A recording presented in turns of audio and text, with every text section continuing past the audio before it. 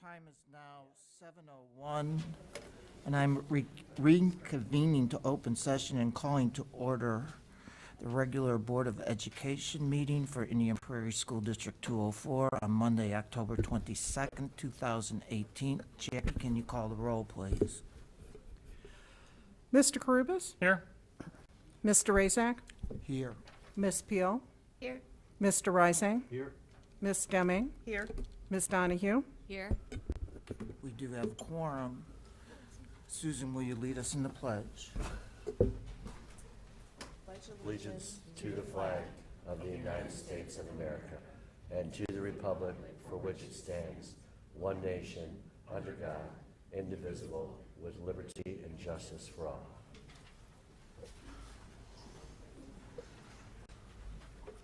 We have one board salute. Mr. Rising, could you please help us? Absolutely. The board salutes Abby Malbond and Kennedy Homan from Mattia Valley High School Has some fans. and the Mattia cheering section for being named finalists for the Individual Pacemaker Award by the National Scholastic Press Association. Abby is one of only 10 students across the country who have been nominated as a finalist for Digital Story of the Year in the blogs category, and Kennedy is only one of 8 as a finalist for Artist of the Year. The board wishes to congratulate both Abby and Kennedy. Way to go. Nice.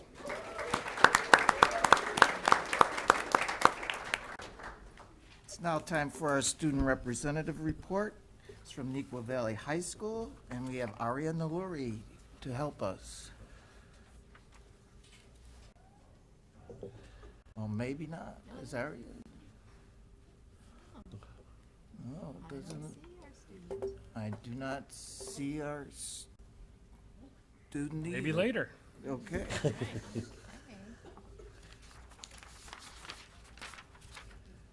So it's now time for public comment for non-agenda items. As I look over our list, we have comment both for agenda items and non-agenda items. If you're here to speak to an agenda item, that comment will be taken immediately prior to that item. 30 minutes is allowed for public comment, and each person is limited to 3 minutes.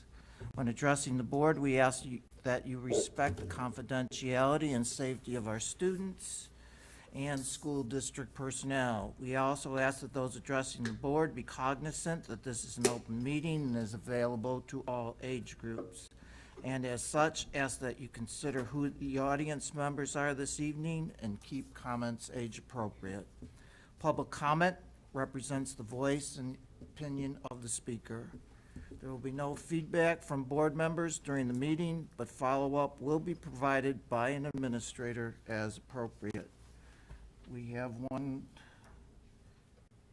comment for non-agenda items, and that's Karen Zatz. Karen?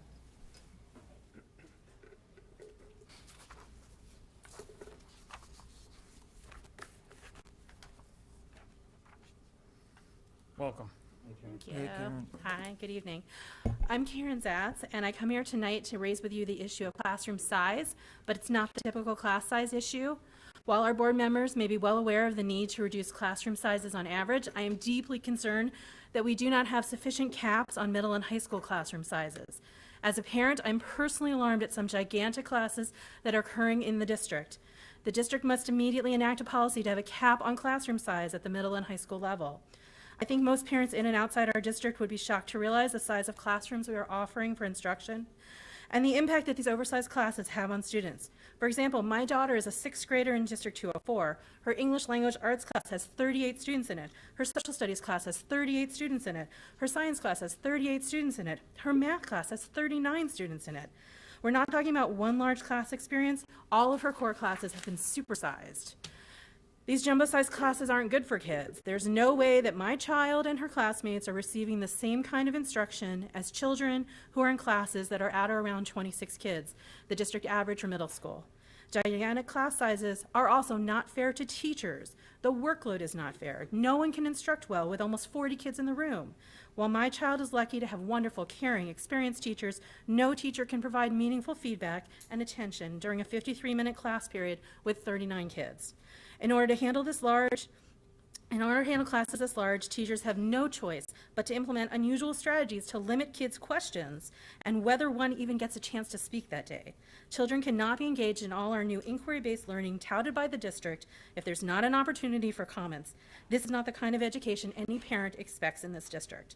I was told that the oversized classes at Skolin were given to Project Arrow students because they'd be better able to work in large classes. No child, regardless of ability, does better with less attention from talented instructors.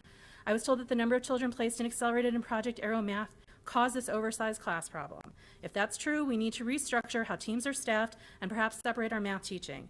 If we're admitting more kids into these programs, we need to alter our staffing of these programs. I've been told that the same classes elsewhere in the district have 18 kids instead of 38. That's not even close to fair.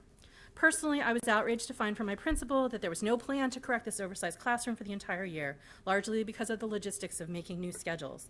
But rather, my child and hundreds of other kids in the district will receive instruction in these colossal classes for the entire year. It's not equitable, it's not right. None of our kids should be taught in mega classes, and the district should act immediately to remedy this problem. A district that is proud of its program can't be proud to be placing students into classes of 39 kids when the state class average is 20. 204 should do better. Thank you, Karen. Thank you.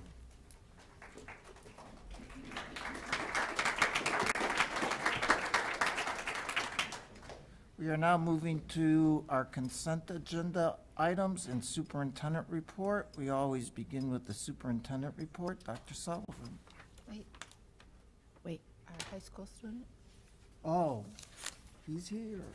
Are you here? Arya has come.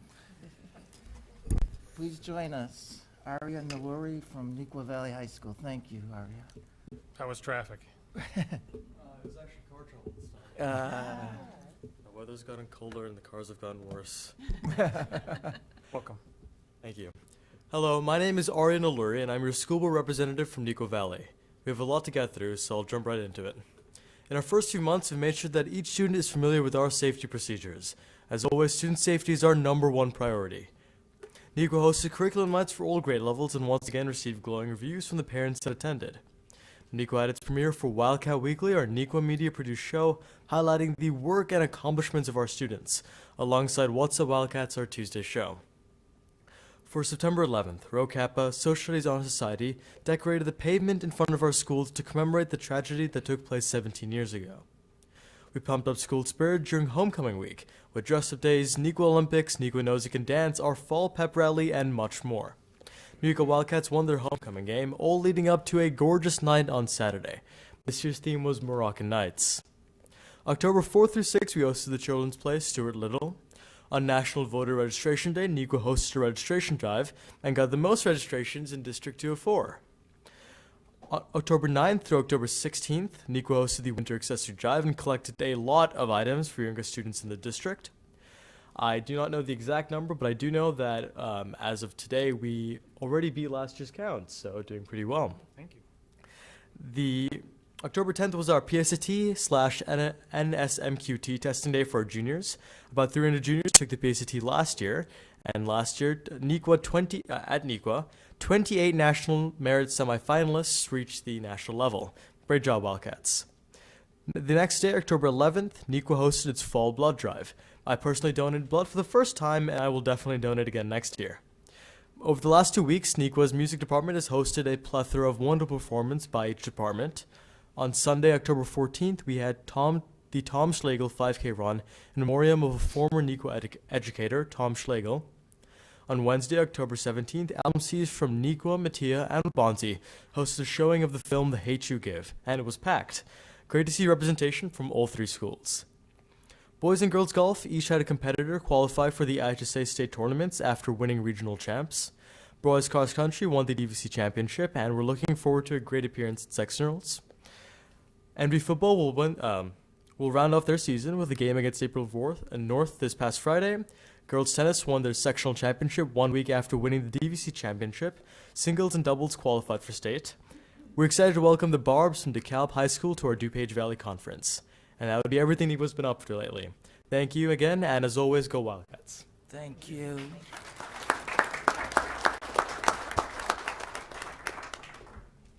Okay, Dr. Sullivan. Okay. It was a great weekend for District 204 and Team IPEF. I think we have some pictures.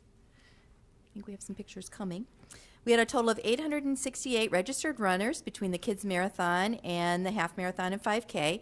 Saturday was the Kids Marathon, and we had 348 students from District 204 signed up to run for Team IPEF. So do you remember what the weather was like on Saturday? So even given the snow blowing sideways, we still had a lot of our students and families, parents show up to run. So a special thanks to many of our elementary and middle school mascots. Are they there? Coming. There they are. There's a couple of them, few of them, who showed up to cheer on the students and participate in the mascot run. And there is quite a rivalry around the mascot race that just happens prior to the student race. I learned that this morning when I was at Welch, and they were quite bitter that the White Tiger came in second this year. So just know that that's really important. On Sunday, we braved the chilly weather. Temperatures to see our 520 Team IPEF runners. IPEF was by far the largest charity in the race, and there were a lot of bright yellow IPEF shirts everywhere. Our runners this year earned over $196,000 and counting. There's more money still coming in for the foundation and the district. This topped last year and is the largest fundraising campaign in IPEF history. So thanks also to the 17 school spirit squads that were on the half marathon course, enthusiastically cheering on all of our runners. And my thanks to the school board members. And there's a picture that caught some of us together there. And our board secretary, who braved the cold to walk walk. I said walk, right? Yeah, I promised you. Right. Walk the 5K with me. It was a brisk walk. We had a great time. Our thanks to Alicia Johnson, our new executive director of IPEF, and the IPEF board of directors for all of their work to make this past weekend's event such a success. So we'll look forward to celebrating out in the schools when they bring those big checks around. So that chilly weekend is a reminder that it's quickly becoming coat time, as mentioned. So once again, our Indian Prairie Parents Council is supporting a coat drive for our students in need. So please bring any new or very gently worn coats to any of our schools, and IPPC will ensure that every 204 student who needs a coat this winter will have a coat. And finally, a couple of things to look for. Our 5 Essentials Parent Survey will be opening sometime later this week. So look for information from us on how to access this survey. It's a really important survey to us. Our schools really review the results of that information and use them in their school improvement planning. And a save the date, we are in the final planning stages of a parent school safety night presentation that we're going to hold November 14th in the Wabanzi Auditorium. So we'll be providing information to parents on some of the things that we're doing within the school safety realm, and also providing some general safety tips for parents. So more information to come on that. And that's my report. Thank you. Now move to the consent agenda.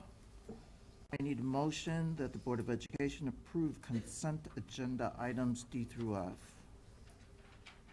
I'll make a motion that the Board of Education approve consent agenda items D through F as presented. Second. I have a motion and second. Any discussion? Hearing none. Jackie, please call the roll. Mr. Rising? Aye. Ms. Peel? Aye. Mr. Karubas? Yes. Ms. Deming? Aye. Ms. Donahue? Aye. Mr. Rasak? Aye. Motion passes. Now move to our action items.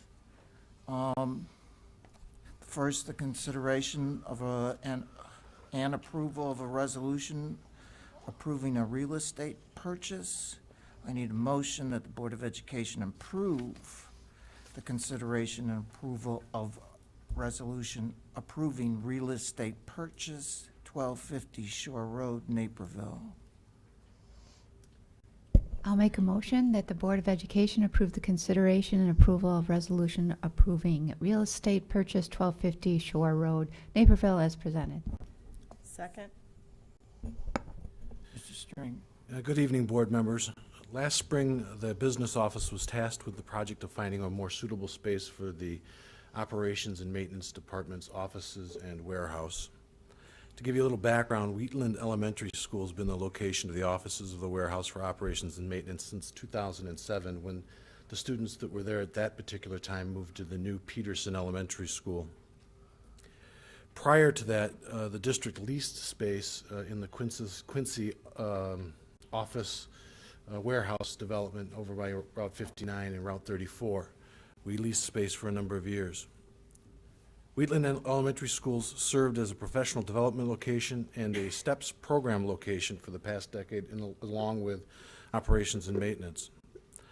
Although Wheatland Elementary School is in good physical condition, it's become increasingly more difficult to serve a variety of programs in that space. Early in the process, we evaluated the options of purchasing a property versus leasing a property. We spent 8 months identifying and touring properties, and it became clear to us early in the process that purchasing a property was more appealing in the long run. As a comparison, 2 of the properties that we looked at which were available for lease were a property on Exchange Road. The annual lease for that property was $299,495. We would have exceeded the purchase price of what we're bringing to you tonight within 6 years of lease. Another property that we looked at was a property located on Frontenac.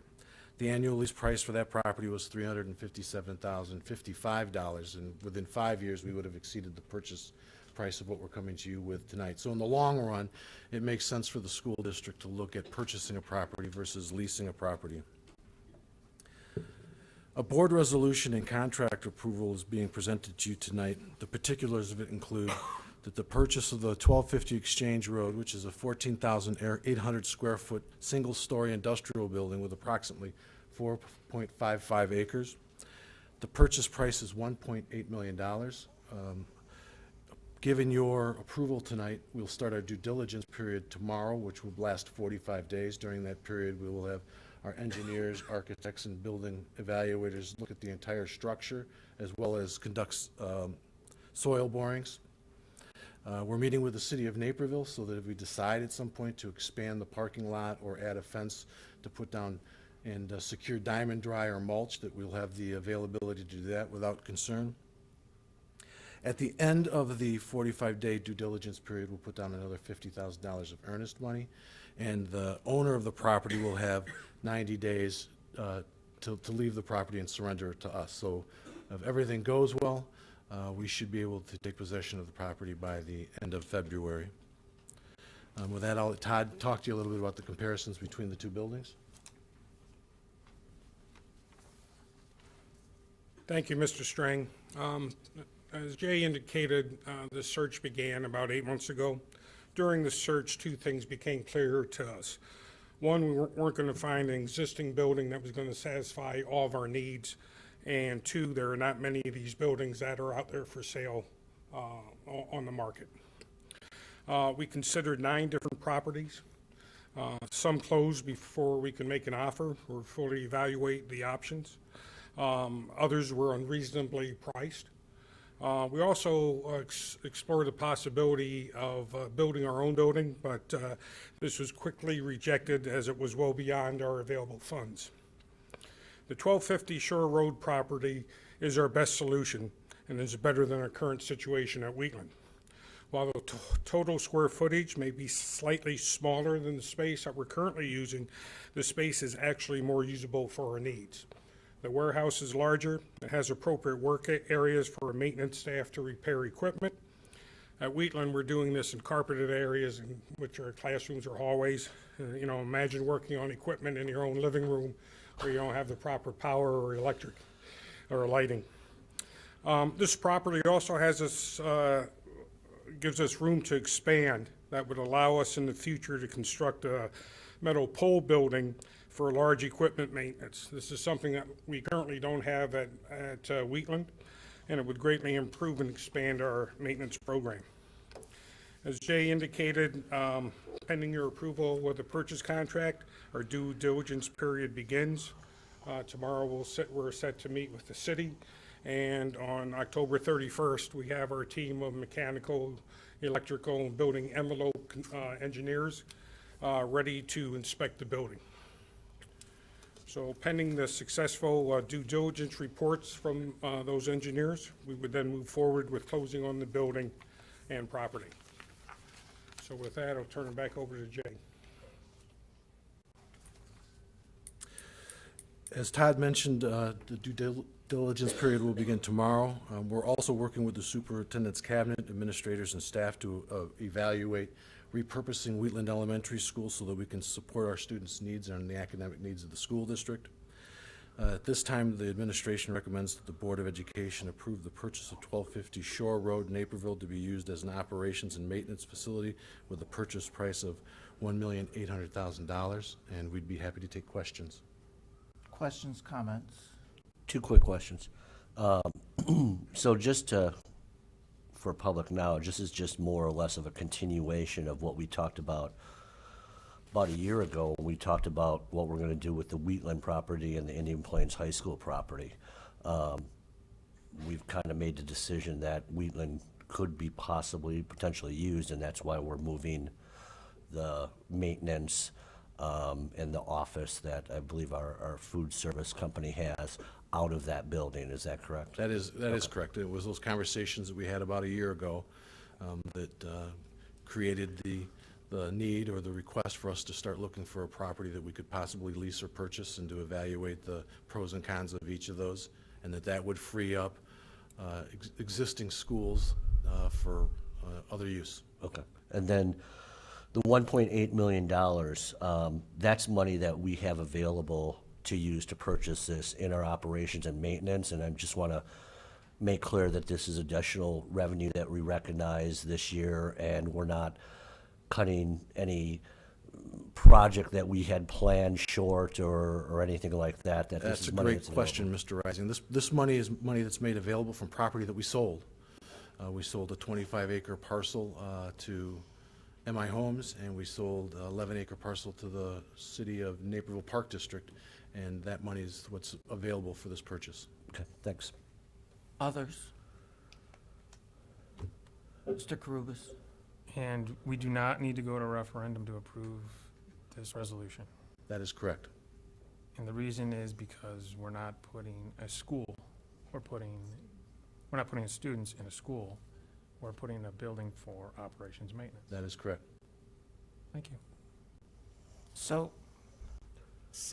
that's really important for me, thank you, Mr. Karubas, that in the past, there have been community members that have come to us and asked that we purchase a building in order to house schools for different populations of students. If we do that for students and schools, we would have to go to a referendum. That's correct. The law requires that if you're going to purchase a facility or build a school for the purpose of educating students, you need to go to referendum and ask for vote or approval. Because this is not a school, it's an operations and maintenance facility. We don't have to do that. Wheatland Elementary School was always an elementary school. We repurposed it and have been using it as a operations and maintenance facility for about 10 years now. Indian Plains was a school, so those existed as schools and could be used for students. Thank you. Any other comments, questions? Hearing none, Jackie, call the roll, please. Ms. Peel? Aye. Ms. Demming? Aye. Mr. Rising? Aye. Ms. Donahue? Aye. Mr. Rasak? Aye. Mr. Karubas? Yes. Motion passes. Our next action item, for a couple weeks, we've had a empty space here. We get to address that. I need a motion that the Board of Education approve the appointment of Ms. Natasha Grover to fill the Board of Education vacancy. I move that the Board of Education approve the appointment of Ms. Natasha Grover to fill the Board of Education vacancy as presented. We have a motion and a second. Any comments, questions? Happy to have her aboard. Well, do you want to explain the process one more time for the public? I sure would. By law, the Board of Education has 45 days in order to fill the vacancy. when a vacancy occurs. If we do not fill that vacancy, the DuPage Region of Office of Education gets to fill that vacancy. We thought it much more prudent that we fill the vacancy. We have outstanding community members who are really engaged. We had 32 candidates for this position. It was a tough process. 32 people. Then we had 6 finalists who went through an extensive interview, and Ms. Grover is our consensus selection. However, we have to vote to make that final. Anyone else? I'd just like to really thank the community for being so engaged and really appreciate so many people caring enough about our students to want to serve. And it was a very, very difficult process because we had some excellent candidates. And so just really appreciate the community and just ask people to continue to stay involved for the betterment of our students. Yeah, I support what was said. To put it in perspective, there's districts across the state where people don't even run for election. People don't raise their hand to volunteer. And we have volunteers at different levels throughout the district. And for this many people to say, I want to serve, is a testament to our community. So I agree, 100%. I think it has something to do with the salary that we received. So that's probably why there were so many people who put their hand up. Still waiting for that check. Remember that, nothing. Which, to clarify, is absolutely Yeah. zero. That was a joke. There's zero. There is no salary. Anyone else? No, Hearing, I would just echo the same thing. It was wonderful to see all of the fantastic candidates and really a difficult decision and choice, so. with that, Jackie, call the roll, please. Mr. Karubas? Yes. Ms. Rising? Aye. Ms. Donahue? Aye. Mr. Rasak? Aye. Ms. Peel? Aye. Ms. Demming? Aye. Motion passes. Welcome, Natasha.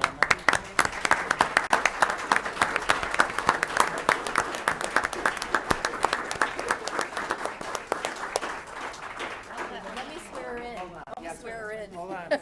It's- 1 second, before she swears in, To the mic, Mike.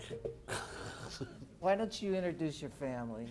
Because their life is going to change. So this is my husband, who's gonna be taking care of all of my stuff now.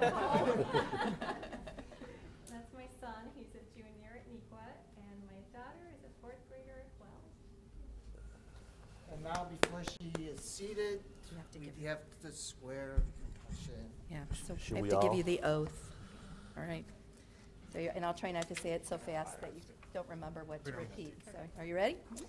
So, I I, Natasha Grover, do solemnly swear do solemnly swear that I will faithfully discharge the duties that I will faithfully discharge the duties of office of member of the school board of office of member of the school board of Indian Prairie Community Unit School District 204 of Indian Prairie School District Unit 204 in accordance with the Constitution of the United States, in accordance with the Constitution of the United States, the Constitution of the State of Illinois, the Constitution of the State of Illinois, and the laws of the State of Illinois, and the laws of the State of Illinois, to the best of my ability. to the best of my abilities. I further swear that I further swear that I shall respect taxpayer interests I shall respect taxpayer interests by serving as a faithful protector by serving as a faithful protector of the school district's assets. of the school district's assets. I shall encourage and respect I shall encourage and respect the free expression of opinion the free expression of opinion by my fellow board members and others by my fellow board members and others who seek a hearing before the board, who seek a hearing before the board, while respecting the privacy of students and employees.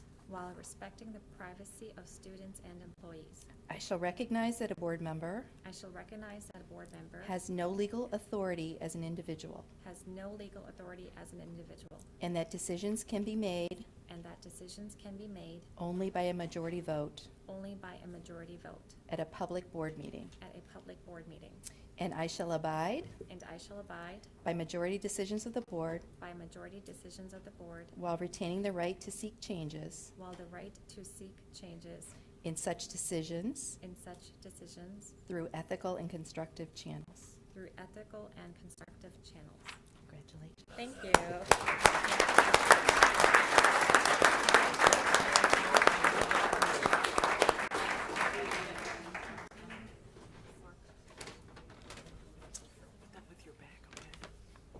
Oh, yeah.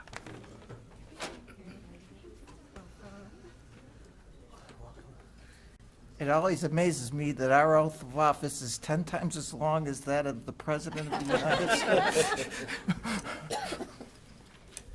And Jackie, being ever efficient, her name tag is up there where you are no longer blank. We are going to move now to the discussion portion of our agenda. As chair, I am going to move item C to the front, which is the Illinois Association of School Boards Resolution and Position Statements. Again, we do have public comment on these items. The same rules exist. We only have 2 people, so we're not going to do the 30 minutes for public comment. Each person is limited to 3 minutes. Again, when addressing the board, we ask that you respect the confidentiality and safety of our students. We ask that those addressing the board be cognizant that this is an open meeting and that you consider the audience members and keep comments age appropriate. Again, public comment represents the voice and opinion of the speaker. There will be no feedback from board members during the meeting, but follow-up will be provided by an administrator as appropriate. First speaker is Doreen Booth. Welcome. Thank you. So my name is Doreen Booth. I have a daughter at Crone and a son in Neuqua Valley. I'm a member of Moms Demand Action for Gun Sense in America. And I'm here today to speak out against arming teachers at schools. Like everyone else, I'm horrified about school shootings, and I know that guns don't belong in our schools. The presence of guns in schools adds an unpredictable element that puts teachers and students at increased risk and layers even more safety concerns on top of the heavy responsibilities already placed on teachers. And although I can understand the frustration and emotions that would lead someone to think that arming teachers would be a good idea, it's critical that we let data drive this decision. There is no evidence that arming teachers would make schools safer. Arming civilians is not an effective way to stop active shooters. According to a recent FBI report, out of 250 active shooter incidents, there were only 7 successful armed civilian interventions, and there were 22 successful unarmed interventions. The notion that a teacher with less training than a professional would hit an active shooter is unrealistic, and there is a risk of unintended injuries to students and school employees. Many associations, including the American Federation of Teachers, the National Education Association, the American Medical Association, our own Illinois Federation of Teachers, and the National Association of School Resource Officers also oppose the idea of arming teachers. Instead of bringing more guns into our schools, we need to ensure we're bringing less. Every year, hundreds of American children gain access to irresponsibly stored firearms and unintentionally shoot themselves or someone else. There are programs available, such as the Be Smart campaign, which seeks to prevent unintentional shootings and suicides when children get a hold of unsecured firearms in their homes. This is a non-political program that focuses on the importance of conversations, responsible gun storage, and community awareness. I'm the Be Smart lead for the Naperville area, and I've reached out to all the 204 elementary schools asking to speak to PTAs about the Be Smart program. So instead of arming teachers, we can save lives by raising awareness and supporting the implementation of new safety laws like the red flag law, which passed in Illinois this spring. The law allows family and law enforcement to intervene to remove firearms from a home when dangerous warning signs are exhibited. Research shows that in at least 42% of mass shootings from 2009 to 16, the attacker exhibited dangerous warning signs prior to the shooting. Educating staff and community about this new resource will empower families and local law enforcement to intervene before a shooter arrives at a schoolhouse door. We can all agree that something needs to be done to reduce gun violence and protect the lives of children at our schools. Many experts, as I mentioned, believe that arming teachers and bringing guns into the schools is not the answer. I would urge the board to oppose any effort to arm staff, including opposing the Illinois Association of School Boards resolution on student safety and protection. Thank you. Thank you.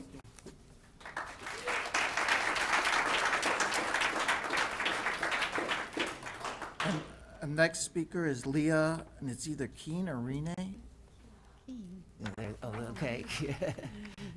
Leah. Good evening, Dr. Sullivan, members of the school board.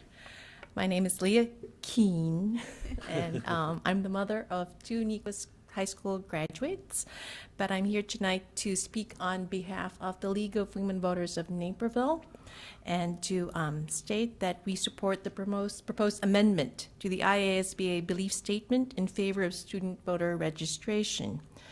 We appreciate the board's efforts in encouraging and enabling our students in the exercise of their civil rights and duties, which is part of what we in the league continue to do in collaboration with our district's teachers and such efforts as the voter registration that we had at all the schools, I think. We distribute the birthday books for seniors who are eligible to vote, and then the Stroll to the Polls program. And you might want to know that beautiful day yesterday, we had over 100 students from Matee and Waubonsie participate in surveying and informing voters in 4 of our underperforming districts to come forth and vote. So we appreciate your efforts in moving this forward. Thank you. Thank you.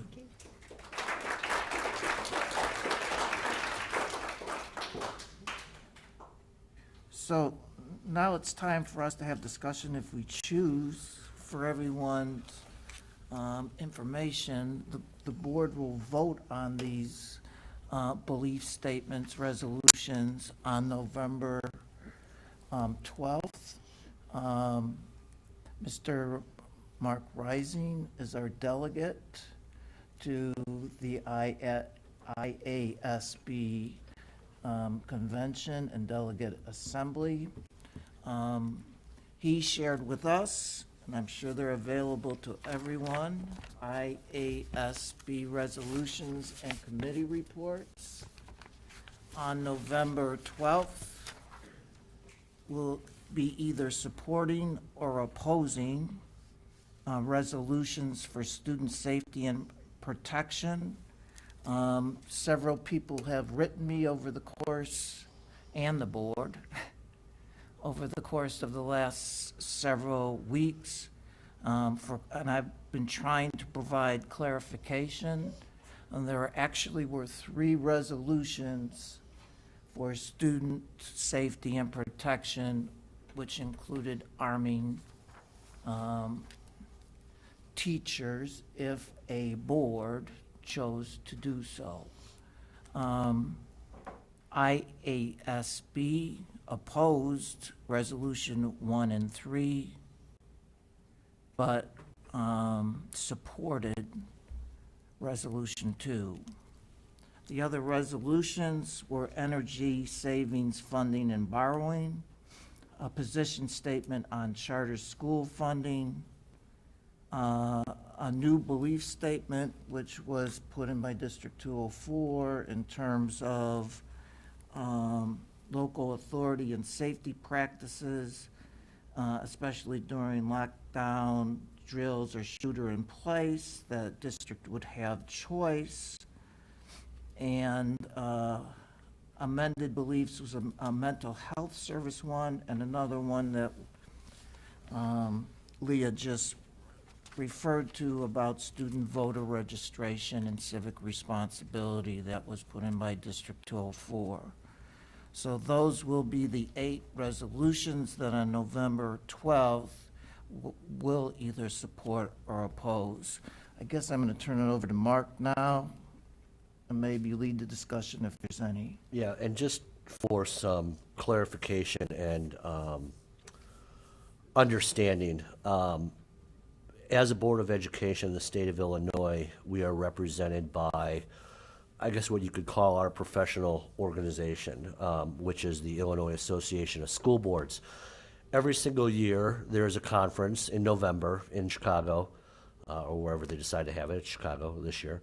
And there is a resolution committee meeting, if you will, and what boards of education, all 850 plus boards of education across the state of Illinois are invited to do is every single year to submit any resolutions, position statements, or belief statements that they believe as a Board of Education.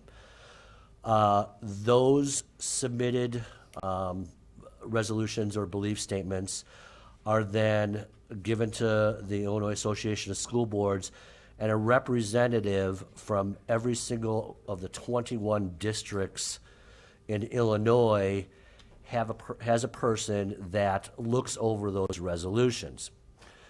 At that point, those 21 people decide if this is a resolution or belief statement that they would recommend to adopt or not adopt. Once the 21 representatives from those districts makes those decisions, they then send them to all the boards of education in Illinois. In theory, every single Board of Education is supposed to discuss those resolutions amongst their board members and take a vote on those resolutions or belief statements, and then that Board of Education sends a representative to represent how the board wants to vote on that particular resolution. This Board of Education, a neighboring Board of Education to our east, are always very diligent about discussing these resolutions that come up every single year. I would invite people who look at these resolutions, if they support or if they disagree with them, to contact their Board of Education members, whether it's our board or any other board across the state, because they will all be sending one representative to this meeting on November 16th to vote on this resolution, or the 17th, I believe it is, 17th. Once that vote is taken, that is a position that the Illinois Association of School Boards represents, because they got the vote from all their boards of education members. So that's a position or a resolution that the Illinois Association of School Board represents when they're talking to legislators. So when you see a resolution come up, it is just a position that the governing body of the boards of education, the Illinois Association of School Boards, that's a position that they take when they're lobbying for us in Springfield. For instance, this particular resolution that's up on allowing the teachers to voluntarily arm themselves with a gun, if that would not pass, then that is not a position that the Illinois Association of School Boards would take. If it is something that would pass, that would be a position that the Illinois School Boards would take to support that. To get to that point, legislatures would have to bring that up in Springfield, take a vote in Springfield, then they would go to IASB, get their opinions, the Illinois State Board of Education, get their opinions. So essentially, this is another opinion for the legislators in Springfield, and a position that our governing body would take. So I just wanted to clarify that, because I think there was a lot of fear when people heard that this was a resolution that if it were to pass, there would be guns in schools tomorrow. Well, that's not the case, because it would have to first go to legislature and the House of Representatives and the Senate and the governor. So it would have to go through a lot of channels before, or if that was something that the state would even consider. So this is just a position that the Illinois Association of School Boards is representing. And with that, I will open it up for discussion. I know some of you may want to discuss the first three. I did want to briefly discuss resolution number 4, just for some clarification, but I will defer to my other board members. Any comments on the first 3 resolutions? Oh, and I should also mention that tonight, we had previously said that we would discuss or ask any other further additional questions. And then on November 12th, that we would officially take our vote on these resolutions.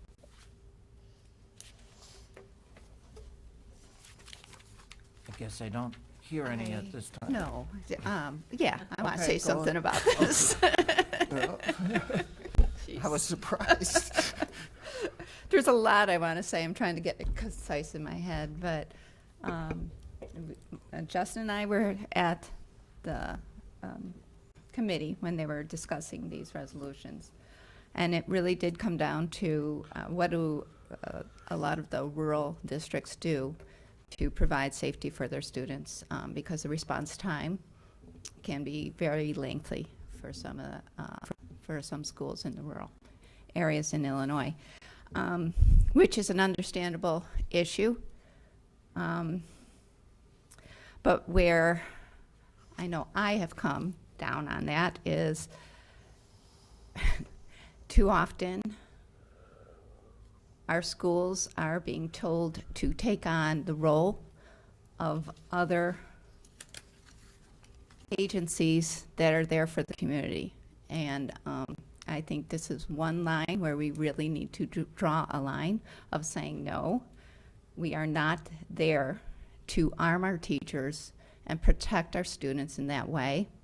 We are there to make sure their schools are safe, but arming them is taking on the role of our police force in our communities. That is their role. And no matter how you look at this comes down to providing the adequate resources. And the schools seem to always be an easy target to say, well, the schools can do that. And I think this is one place where we are going to have to really push back and say, no, the schools are not the ones who are going to do this. We are not equipped to do this. We do not have the type of personnel or disposition in our teachers to do this. But the police force do, and that is why they're trained to do it. And even though rural areas have a hard time with this, they do have to figure out how to get the resources so that they can have the type of people that need to be at the schools in a safe amount of time. And again, to me, this comes down to resources, and it needs to come from the right place. So that's kind of where I'm at with the legislation. And even though I understand the issue is really resources. Others?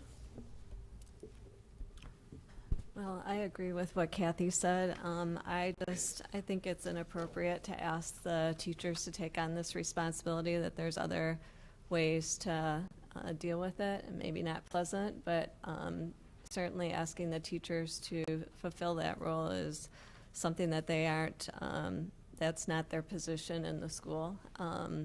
There's been instances already in our country in the last year twice where areas that have allowed teachers to carry firearms have shot, by accident, a student or a very well-regarded, earned the top award in their school for teacher suddenly got overwhelmed and locked himself in a room and started shooting. And so I think you're just asking for a lot of risk here that is something that we shouldn't be putting on the heads of our teachers and our schools. Others?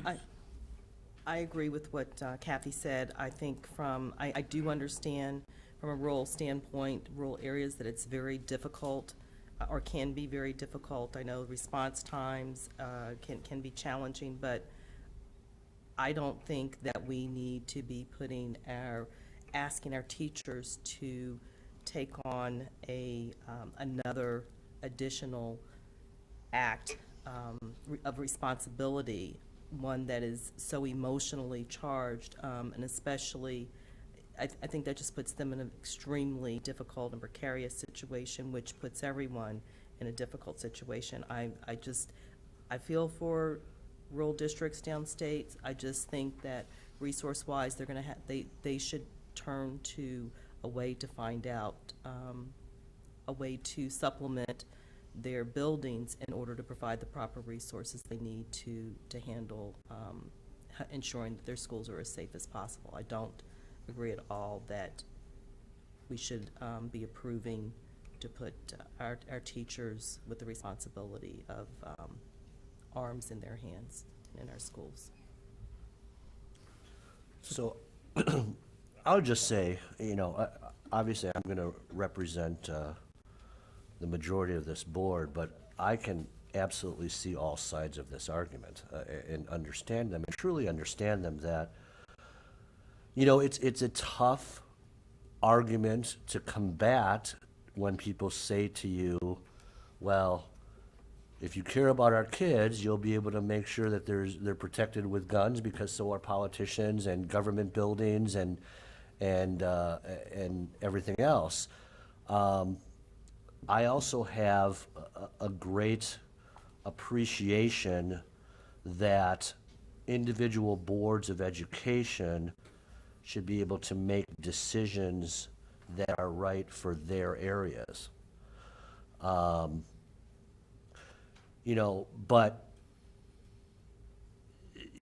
when you start putting guns in schools, what happens in my mind is you start to normalize guns even more. And, as much as there have been shootings in the last 5 to 10 years, the fact of the matter is schools are one of the safest places you can be in this country. Schools are safer than parks by statistics. Schools are safer than your kid traveling to and from school. The school is a safer place.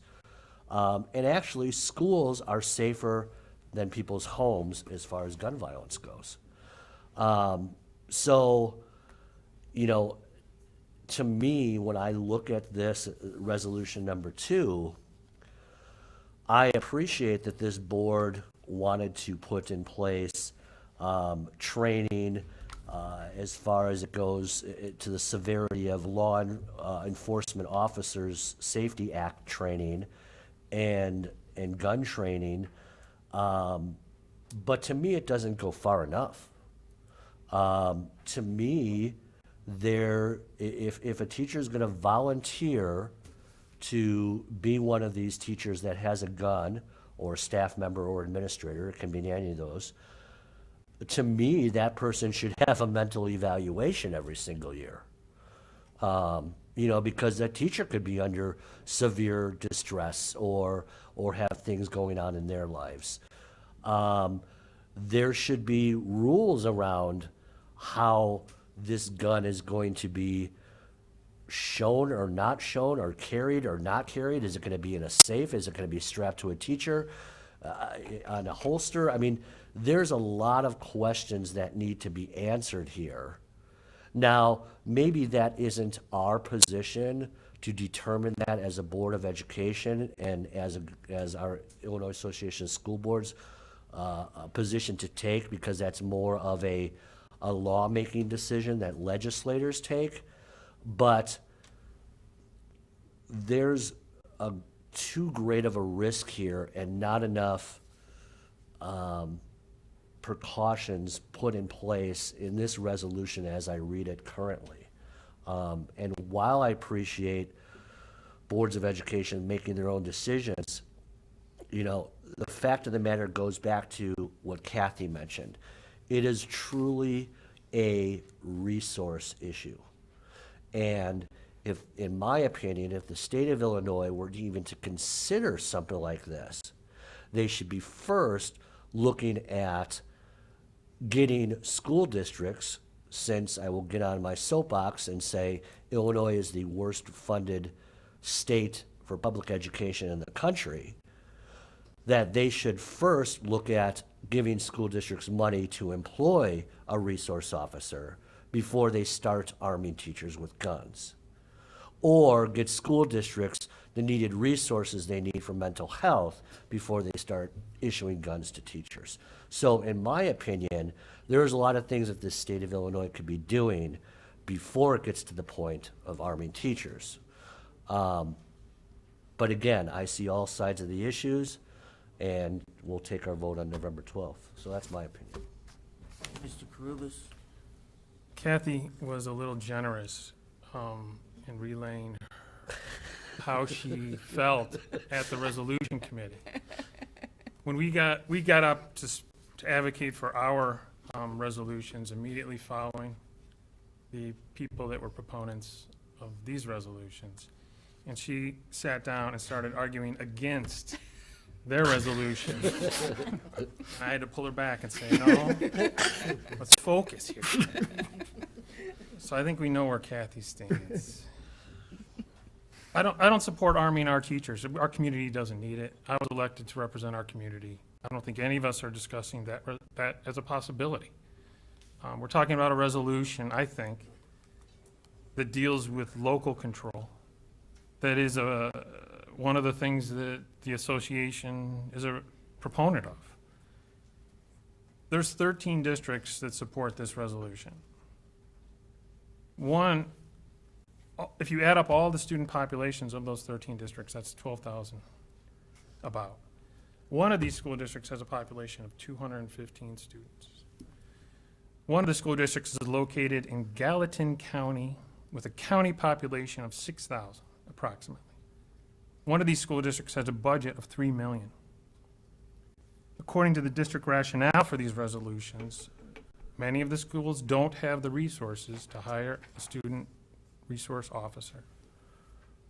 Many schools in Illinois are located in areas where it takes up to 30 or more minutes before an effective law enforcement team can arrive on the scene. What does it take to provide safety in those situations? I have no idea. And I wasn't elected to represent those positions. Those local school boards were, to try to allocate resources in an effective way to make it safe. Maybe they need to arm their teachers. Maybe they don't because it's so rural, or because, for whatever reason, I don't know. But I'm not qualified to speak on what those needs are. We sit here and rail against mandates from the state, and there's a mandate right now that says from the federal and state government that there's no guns in schools, except there's exceptions, one's for police officers. My second concern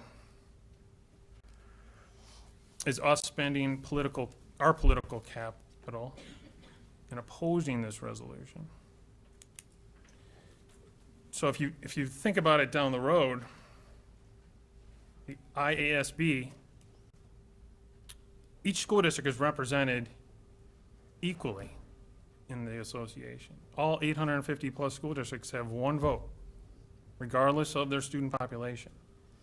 It's kind of like the US or Illinois Senate. It's not based on students. Just like it passed out of the resolution committee because of the number of other districts, I believe it's going to pass out of the association. Our resolutions, proposals have one sponsor. Theirs has 13. They already have greater support. And I bet if there were public speakers and emails across the state to the 815 districts, there's going to be a lot of different community support on those issues. But it's still I believe it's gonna pass the association, but fail at the state level. For the same, at the end of the day, it's a statewide policy issue, just like it's a statewide resource issue. So I ultimately don't think that supporting the resolution would defeat the purpose if you are concerned about arming teachers, because I don't think it has a chance of passing the state. And it supports the association's position on local control. I think it'll weaken our argument that we're making in some of our proposals, even Kathy's proposal. Our proposal states decisions of school safety drills, plans, and procedures should be made at the local level, utilizing evidence-based practices that maximize resources and effect by soliciting input from local emergency responders, resulting in fewer physical, emotional, and psychological risks to students and staff. You can go through that process, local control, ask the local police what's necessary, and still come to the resolution that we shouldn't arm our schools, rather than make it a state mandate. So my concern is that if we oppose this resolution, we lose an argument for local control, and maybe we lose an argument for our proposal that might be a better process. Evidence-based, that's some of the comments we're hearing. Let's use it. But let's make it local decisions. A 30-minute plus response time, that to me sounds preposterous, but and for a different school district, that might be acceptable.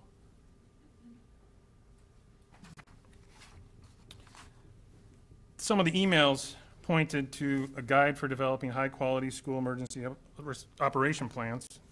Great resource, publicly available. I just want to read parts from it.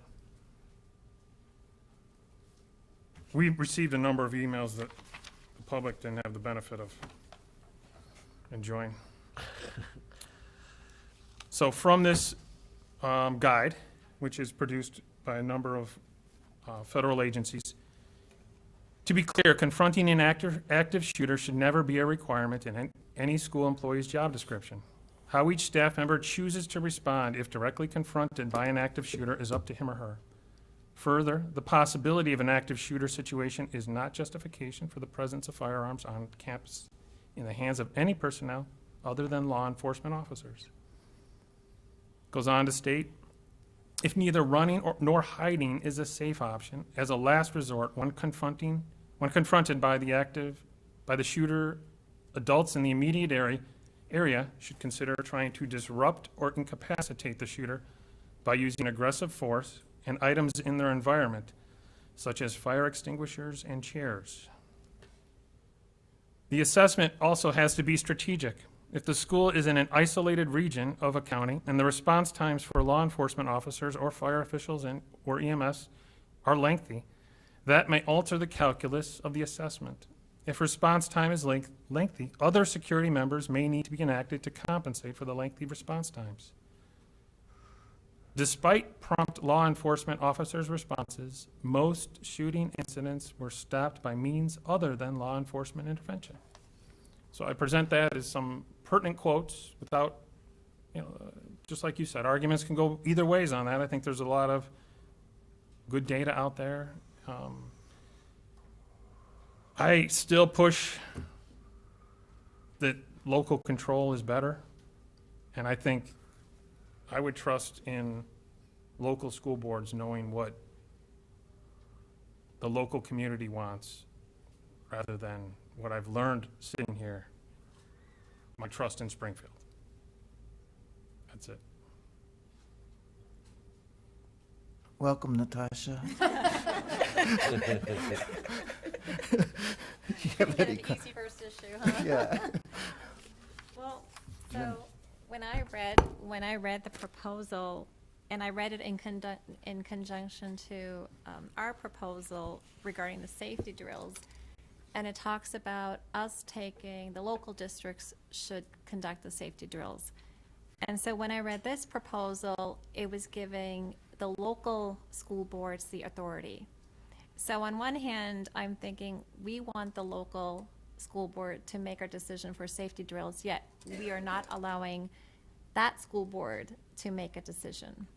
So that was one thing that I thought was a little ironic in a way.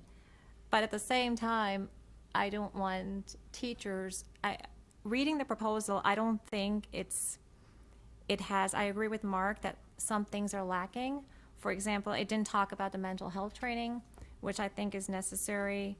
The other thing is student resource officers, the training they receive is different from the training, like a 2-week training a teacher will receive or a 1-week training a teacher will receive. So that was one thing that I didn't like in the proposal, was the training is very different.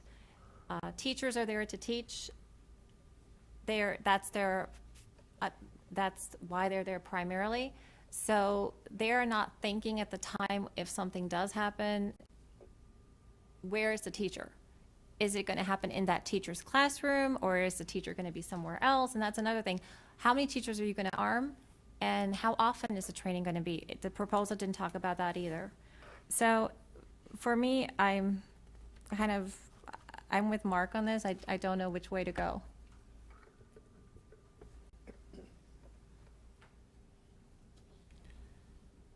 I guess I'll end this portion unless there's additional comments. I agree with Kathy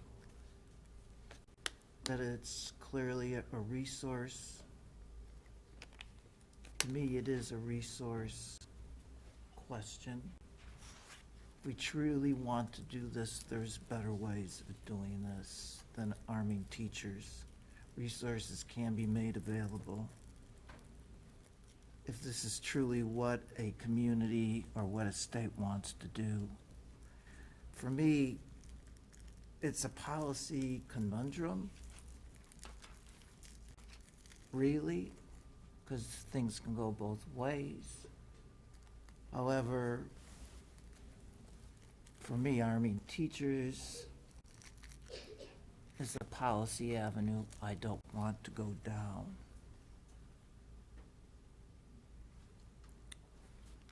And on my own visceral and personal level, I worked in schools for 38 years.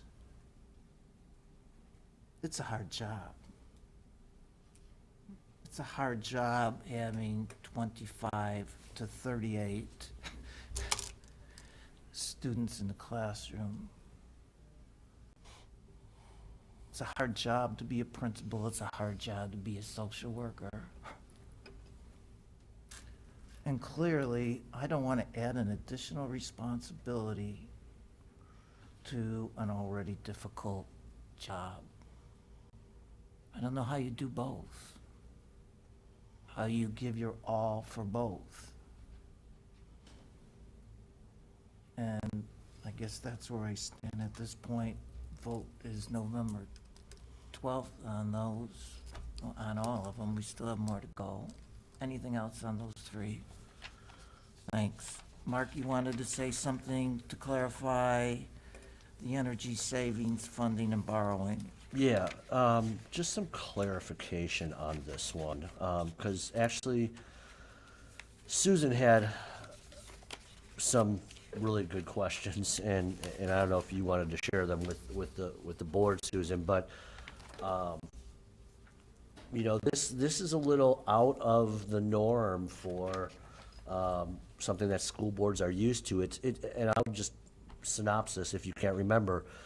It's basically saying that school boards or school districts that have very limited resources, and again, we're talking money here, would be able to borrow money if they wanted to put in place some energy saving initiatives within their district.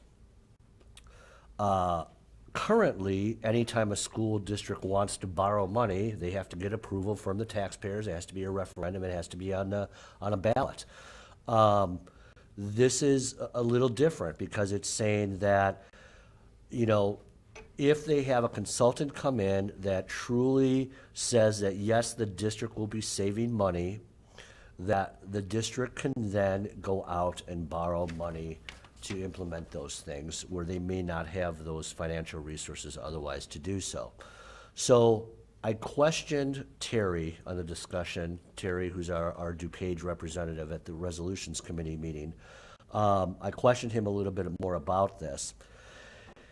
And they and their Board of Education actually supported this because what he read out of this and what he got out of this is that oftentimes districts that can't afford this are taken away from their internal resources, and that instead of borrowing money, they be allowed to go out and borrow this money because, in essence, that money will be more than made up for in the energy savings that they will eventually recoup from the money that they borrowed.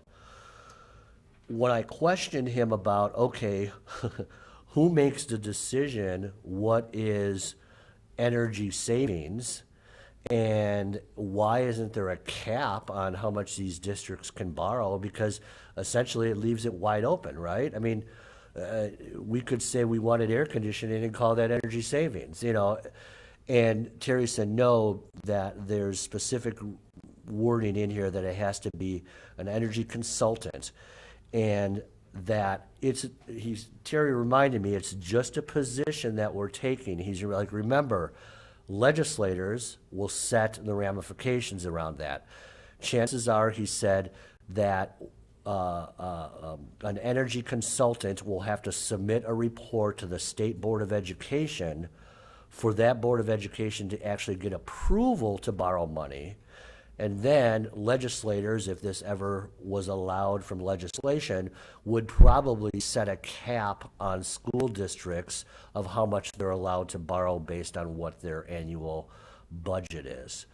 So again, Terry basically said to me, and this has been mentioned a few times, it's basically allowing that Board of Education some control of what they do more than what they have now, to really benefit the district. Because again, this is benefiting their facilities. This is not benefiting the school in any profit way whatsoever.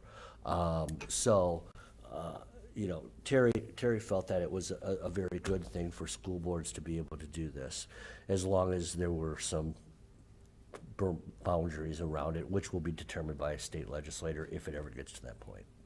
That's kind of where my questions were really surrounding boundaries. I wasn't sure that this was something that needed, and I felt maybe I'm missing something. That's why I asked Mark, was this something that really needed to come to be discussed at the state level? I was a little, I just didn't see it. And I'll give Susan credit. What she, I won't embarrass you too much.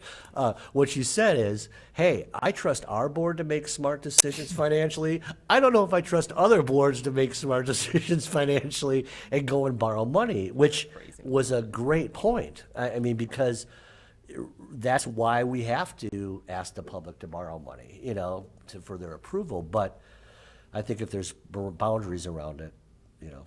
So, I mean, I didn't feel this is something that just necessarily impacted us, but I just felt, why is this coming? I just didn't see it coming to the state level for a discussion. That was really my comment, but I just didn't see it impacting us.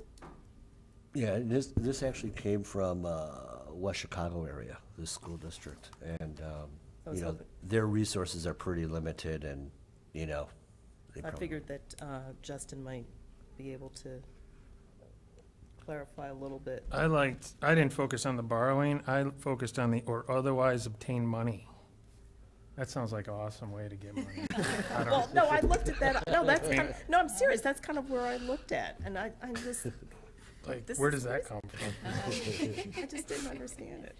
I mean, the energy savings part. Bake sale. I mean, the energy savings part, you know, I think we're all supportive of, right? I mean, who could be against that? I agree, there's some financial concerns of it, but I also agree that that's gonna get worked out. I think, people put forward some of these resolutions, and having drafted some, you start out over here, and then it gets tweaked, and then it gets tweaked, and by the time you get to the final product, people say, you can borrow up to 2% of your annual budget, because otherwise obtained money is probably gonna need to come That's why out. I really needed, that's why I said that, because I just needed clarification, and I was hoping that you would be able to provide a little bit in addition to Mark, so. Number 5 is position statement. It's a reaffirmation of an existing position, charter school funding. Any questions, comments? 6 was introduced by Indian Prairie Community Unit School District 204. It was alluded to by Justin. That school district should provide safe and secure environments for students and staff. And again, districts should have local control in determining who participates in those. You want to add anything to it since? Yeah, and I also saw the ironic position statement there, and when we talk about tweaking, I included local control at one point because I was like, that would be more palatable to a lot of school districts. So it was that political capital that Justin's talking about. But the main thrust of this resolution was that districts use evidence-based practices when they are protecting their students. So for me, and this resolution passed. Nobody opposed my my belief statement. Right after the heated discussion, here comes ours.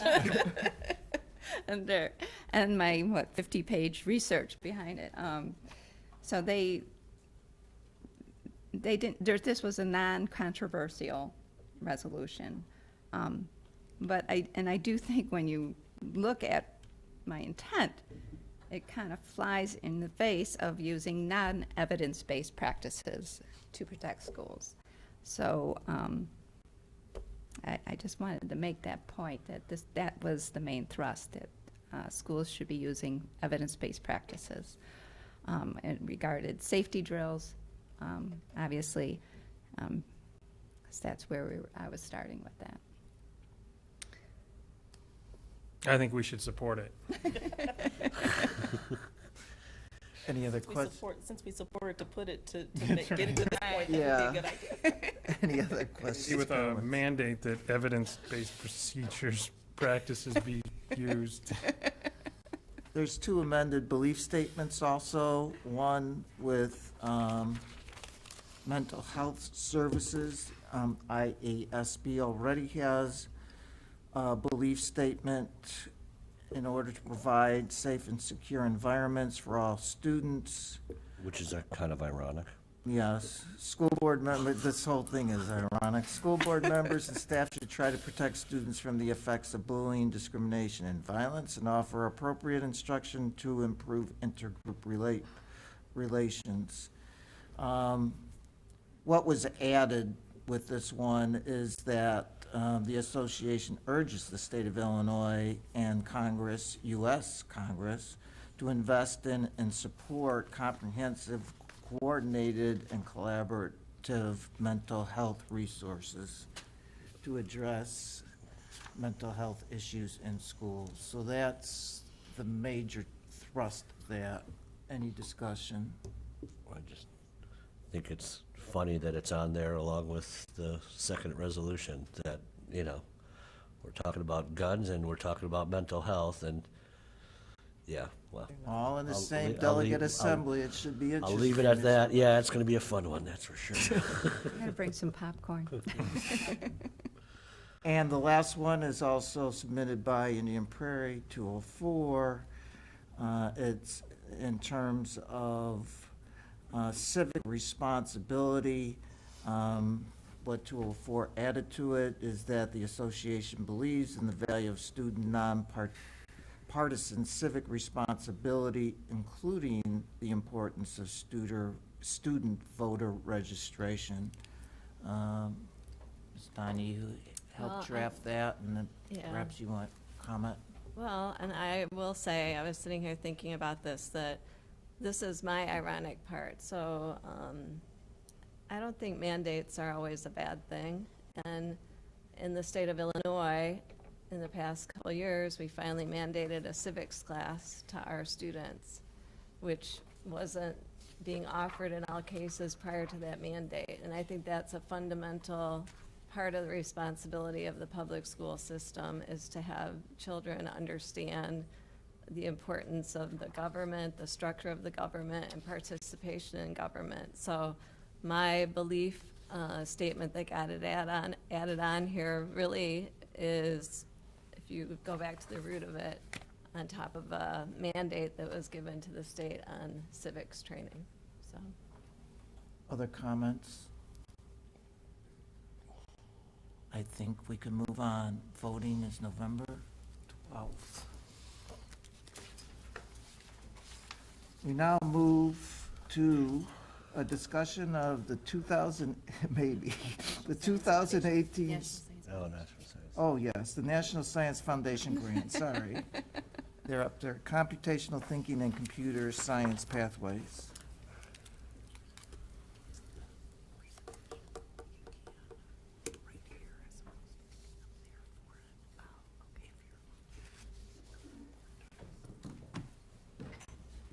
Hi, Look what's on our PowerPoint. welcome.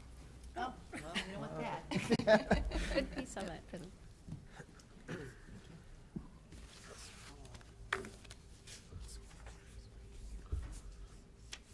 Thank you for waiting.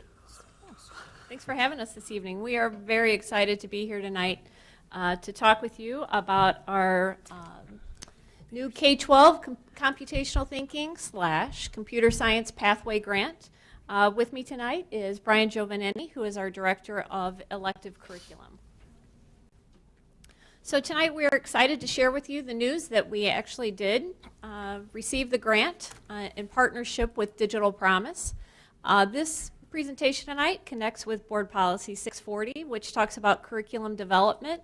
There may be down the road some pilots, some curriculum that may need to be reviewed at a later date. So the celebration is about the Digital Promise was awarded a National Science Foundation grant to create a K-12 computational thinking and computer science pathway for all students. Indian Prairie is one of the 3 core districts selected to work on this pathway. We were awarded $300,000 to be used to support the work on this pathway, which is about $100,000 to be used each year. Brian is our lead to work on this for our district, and he's going to tell you a little bit more about it. So just to kind of start off, a little bit about what is computational thinking and kind of how it all fits into our current practices.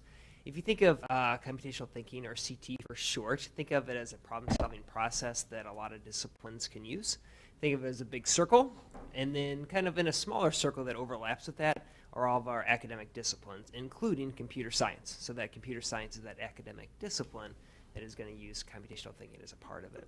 And then even smaller circle that's going to fall into that computer science framework or circle is the coding, which is the written instruction of code for a computer to execute. So kind of see how all 3 of those interconnect as well as the other disciplines and what that looks like. So some terms you might think of when you see computational thinking are some algorithms, breaking them down into simple steps. Something like brushing your teeth. It's a repetitive process with a desired outcome. Gathering and analyzing data. Park district trying to find the best place to place a new park might look at the local data and where traffic patterns are, where a lot of people live. And just some simulations are all some topics that you might hear about under computational thinking. So why do we need it? Over the past 2 years, we've talked a lot about Future Ready 204 and the changing workforce and where our kids are going to be in the next 15, 20 years. And this kind of falls right into that. You'll see some graphs up here. On the left, you'll see the current computing jobs open in Illinois is 22,000. So that is just in Illinois. that fall underneath that. And then by 2026, under the STEM umbrella, there's going to be almost 350,000 computing jobs open. And the closest one to that would be engineering of just over 150,000. That does not include all those other disciplines that use computing as a skill set. For example, if you're looking at a marketing career and taking big data and determining, making individual recommendations on what to buy next based on your past preferences, does not fall into computing. Or a meteorologist who might make paths and patterns based on past hurricane data and making those predictions based on the variables within it. Or a musician who's looking at big data just to determine where should my musician go for their next concert based on who my audience is and past trends for that. So just all ideas of what is coming through this. And then in addition, ultimately we're trying to prepare our students to be ready for a computational world. As they enter or encounter that big data, they may not know the specific code to write, but hopefully they're going to be able to know the questions to ask and ultimately empower them to make them decisions based on that. And then we want to ultimately be able to provide them with the effective and confident problem solvers as they enter the career workforce in any discipline that they're going towards. So our portion of this and our focus as we work with the other districts on this grant, as you know, our mission is to inspire all students to achieve their greatest potential. Computational thinking and computer science skills will be needed for all of our students in their post K through 12 experiences.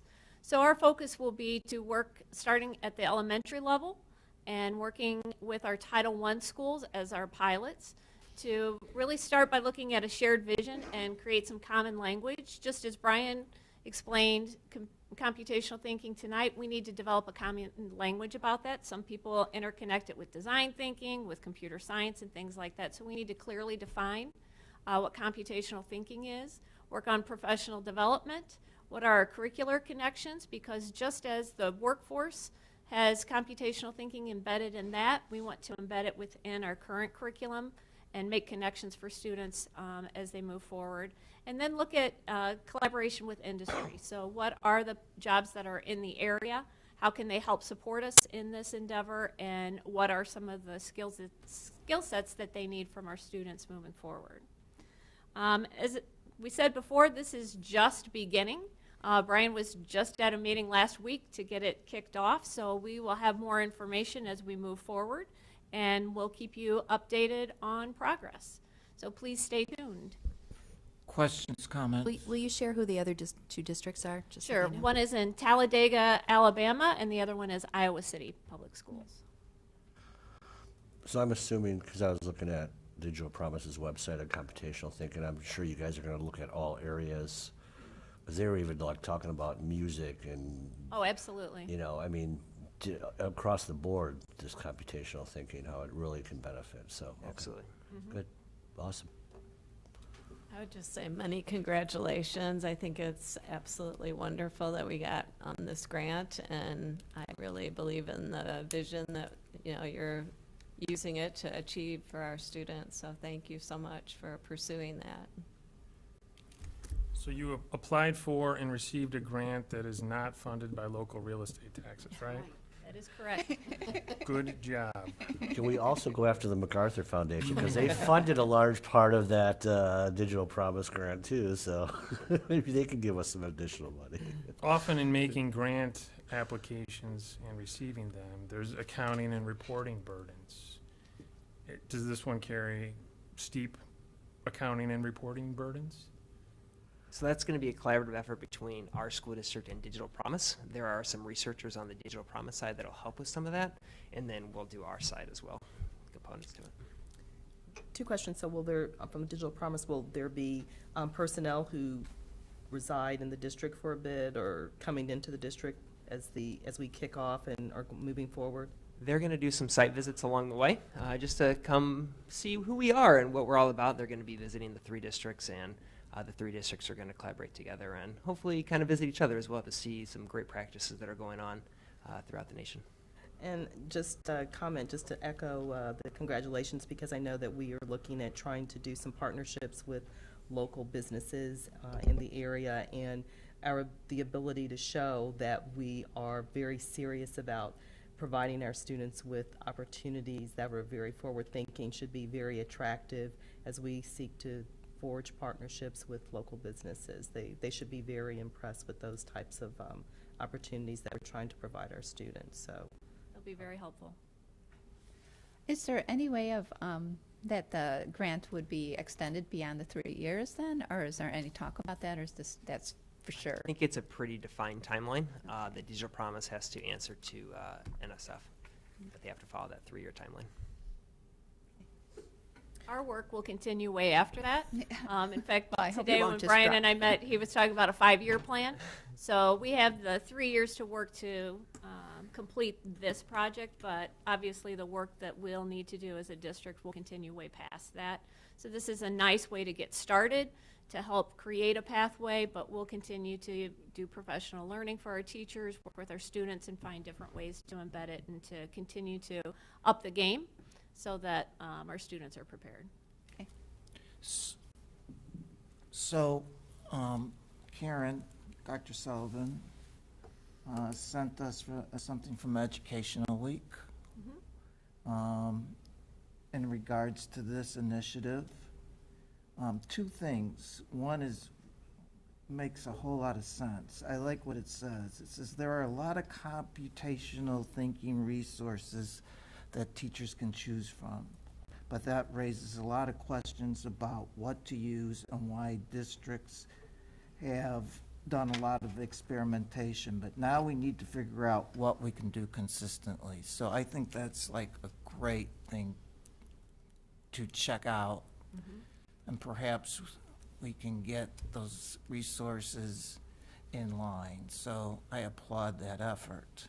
The other benefit to this work with Digital Promise is there are, I believe, 13 schools that are collaborative schools who are also a part of this. They're not the core group that's developing it, but so we will gain information from what they're trying in their schools. We'll use some of their information to help create our pathway, but we'll also use teachers throughout their school districts to try some things out and to see how that works in other areas too. So there are 3 core districts, but we're also benefiting from, I think it's 13? I think it might be other Yes. districts. 13 other districts across the country and their expertise.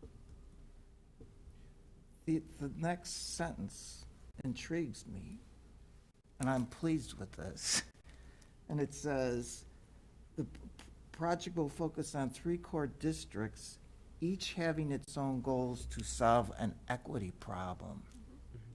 So this grant has an equity kind of strand to it. Yes. Iowa City Community School District aims to increase participation in computing among minority and English language learners. Indian Prairie School District wants to improve achievement for students from low-income families. Talladega County wants to improve achievement among girls and low-income students. Can you address that? I mean, that's like great. So our data, when we looked at our data in our computer science courses at the high school and I believe the middle school, we saw that there was a gap from our students from low-income families in participating in some of that coursework. So that is why we chose to start with our Title I buildings and start from kindergarten all the way through to help build those computational thinking skills so that they can participate and will want to participate and feel confident and achieve in those areas. So I believe each district took a look at their own data because that was part of what we had to submit for the grant and to identify an area of concentration. And so that was the area that we chose. And I just want to connect the dots for the board because they hear us talking about the League of Innovative Schools all the time. The League is one of the networks from Digital Promise. So it's through really our participation in the League that started a number of years ago that has really helped us access this opportunity. Any other questions or comments? Thank you, guys. Thank you. Now, we go to the 2018 school report cards and assessment of board academic goals.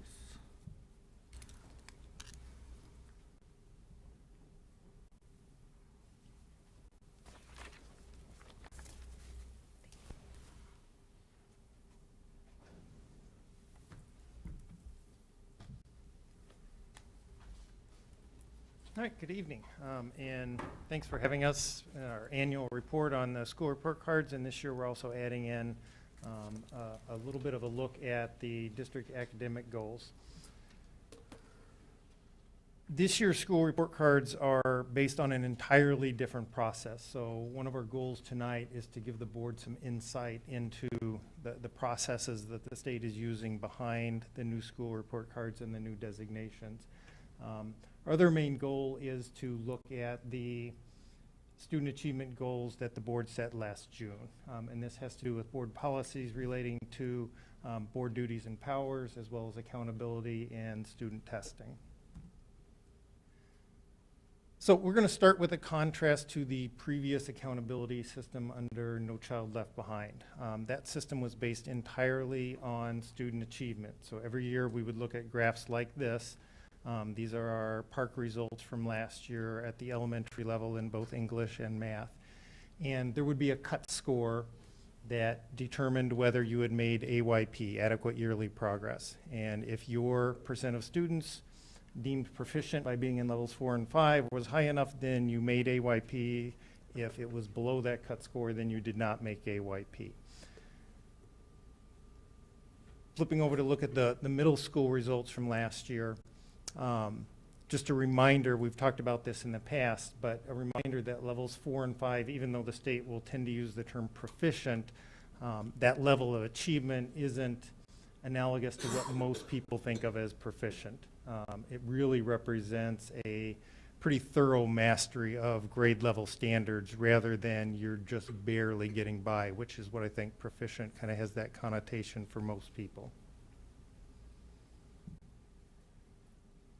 So switching to the new system, instead of just being math and ELA proficiency, now we have a myriad of different indicators that are being used. You can see in the pie chart that math and ELA proficiency are still there, but each one only represents 10% of a building's overall score. We're adding English learner progress. The big driver for the elementary and middle schools is going to be growth, which is growth on the PARC assessment. We're also adding chronic absenteeism, as well as a climate survey, and that's grayed out. The state does not right now have the data to actually provide a measure for the climate survey, so I'll talk a little bit more later about how they're actually coping with that. Looking at the high school, we have even more slices in the pie. They keep math and ELA proficiency. They keep EL progress. Graduation rate is the big driver at the high school level rather than growth, primarily because the state right now does not have a growth measure in the high school because they have not required assessment at the high school other than in the junior year. We add 9th grade on track as a measure, as well as chronic absenteeism. And we have 2 measures that are grayed out here. Again, those are measures that are part of the picture, but the state still doesn't have data to provide a score for schools. And we have 4 new designations. So rather than made AYP, didn't make AYP, each school is going to receive a designation from exemplary at the top to lowest performing at the bottom. And we're going to circle back to these definitions at the end when we've dug into a little bit more about what goes into each one of those. So those are all pieces that I believe the board has seen in the past. So that's kind of a reminder of the overall view. Now digging into some of the details. So the way this works is basically a 3-step process. The state takes our raw data, so the percent of students at 4 and 5, a growth measure, the percent of students that are chronically absent. And for each one of those, they have to turn that into a score between 0 and 100. So they've developed processes for each one of those measures to take whatever that raw data is and score it on a scale of 0 to 100. Then each one of those scores gets weighted based on how big a piece of the pie it is to give each building an overall score. And then those overall scores in the last step are compared to other buildings across the state to actually put schools in one of those 4 designations. So we're going to kind of walk through each one of those steps. Starting with just a couple of examples of how they take that raw data and turn it into a score. So starting with proficiency, the state has a goal of 90% of students being proficient in both ELA and math by the year 2032. So if you look across the bottom of that slide, they've set cut scores for each year in ELA and math, and these are the ELA cut scores for elementary and middle schools. There are separate cut scores for ELA and math at the high school level. And the way they calculated those is they just took where the state was currently performing when they formulated this. They want to get to 90% by 2032, so how much do you have to go up each year to get to 90% in 2032?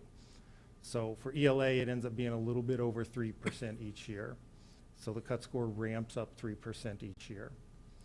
Now, where it's different from the previous system is, in the previous system, you either met that cut score or you didn't.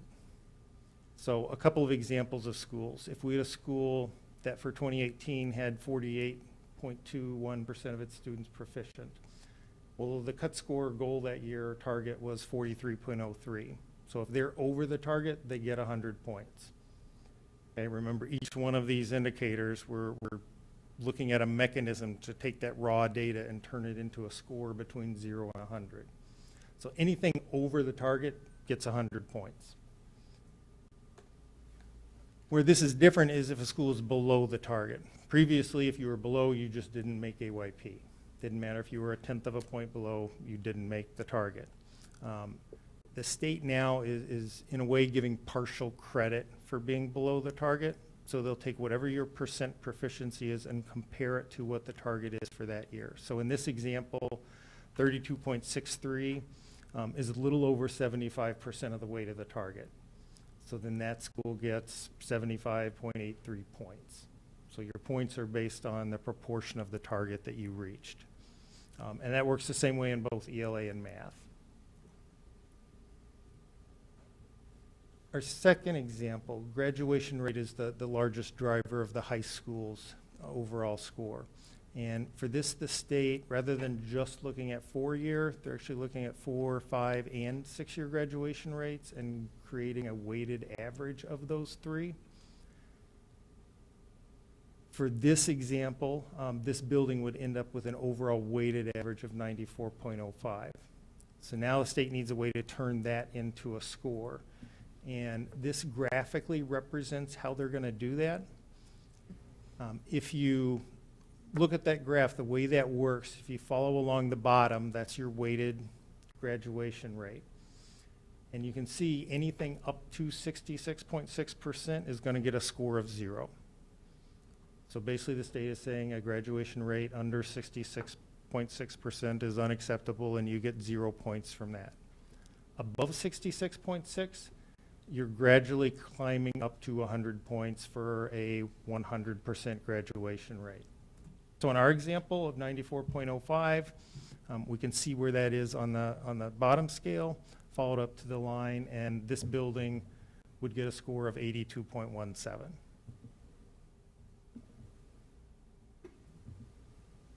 Similar but slightly different process for growth. Growth has what they're calling both a floor and a ceiling. So growth is measured as student growth percentile on PARC. Student growth percentile, what they're doing is looking at the student score from 2018 and looking back to previous years and measuring how many points did they grow and then comparing that to other students that started at a similar place. So a student that gets a growth percentile of 50 means that they grew an average amount. A student with a student growth percentile of 70 means they grew more than 70% of their peers. So each student has their own student growth percentile, and those get averaged for the building to get this measure. And then what's graphically displayed there gets applied to that building average. So anything up to 28 gets a 0, and then those scores are slowly prorated up to 100 at 73. And if you're at an average of 73 or higher, then that's worth 100 points. So Those are 3 examples, just to give you an idea of some of the processes. Each slice of that pie has its own process to translate that raw data into some score between 0 and 100. Once each of those individual indicator scores have been calculated, then the size of the slice of the pie starts to matter. So each one of those gets weighted based on the size of that slice to give each building its overall index score. So these are just hypothetical numbers that would end up giving this building a school index score of 83.4. And again, at the very bottom, you see climate survey, all those ones that were gray at the beginning. Since the state does not have data for those, they're just giving every building in the state 100 points.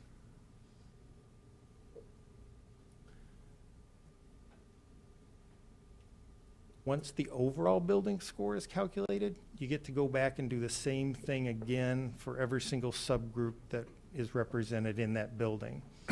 So there's an overall building score for all students, and then there's another index score for each one of the subgroups that exists within that building.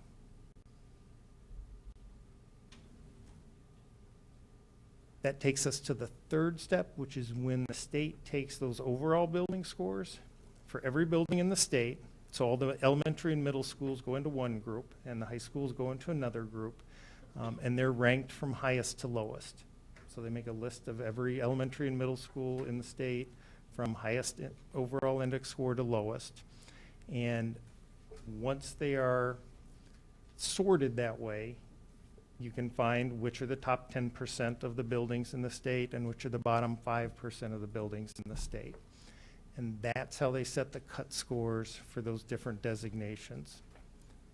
So at that bottom, the last school in that top 10%, whatever their score is, that's the cut score for exemplary.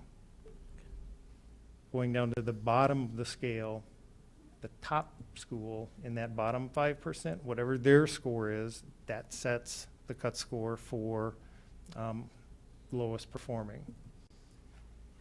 And these will be recalculated each year. Each building gets new scores each year, so those cut scores get recalculated. And that's one of the things that makes that difficult to us, because we're entirely dependent on IASB to tell us what those cut scores are and how our buildings fall within those. Unlike before, where we could calculate things ahead of time and start to plan and make decisions, now we're entirely dependent on the state to tell us this is what the cut scores are and these are where your buildings fell. All right, so now circling back to those definitions, and I'll work from the bottom up. If a building's overall index score is in that lowest 5%, they will be in the lowest performing designation. If they're not in that lowest 5%, but any of those subgroup scores fall in that lowest 5%, then they'll be given a designation of underperforming. So for underperforming, it does not matter where your overall score fell. Your overall score could be in that top percent. You could be the highest scoring school in the state. But if one of your subgroups falls in that lowest 5%, the school designation will be underperforming. If none of your subgroups are in that lowest 5%, then you'll be an exemplary if you're in the top 10%, and you'll be commendable if you're not. So commendable is a big range. Commendable is a big range, all the way from not being in the top 10% to not being in the bottom 5%. So this is where our schools fell. Tentatively, our official designations come on October 30th, but we've been assured that this is what they will be. 25 of our buildings were in the commendable designation category, and 6 were in the exemplary category. Do you think any schools will be in exemplary? No underperforming student groups. Do I think any schools will? Any schools in the Illinois. I'll tell you who. School districts that have, We have 6 of them. We have 6. I'm saying, eventually, by 2032, Yes. no there's what Justin's saying, no student groups are going to be doing poorly. So no school districts are going to have any special needs kids, any English language learning kids. They're all going to be perfect. Yeah, so there's, that's a great question. There's, I don't know what it is, policy, we gotta look at this data very carefully as the school district does. What I heard you say is our first number is really not that high in terms of academic achievement that we have to reach. And that's what I like about this new system, it's multidimensional. You just can't look at a kid and say test score defines what a kid is.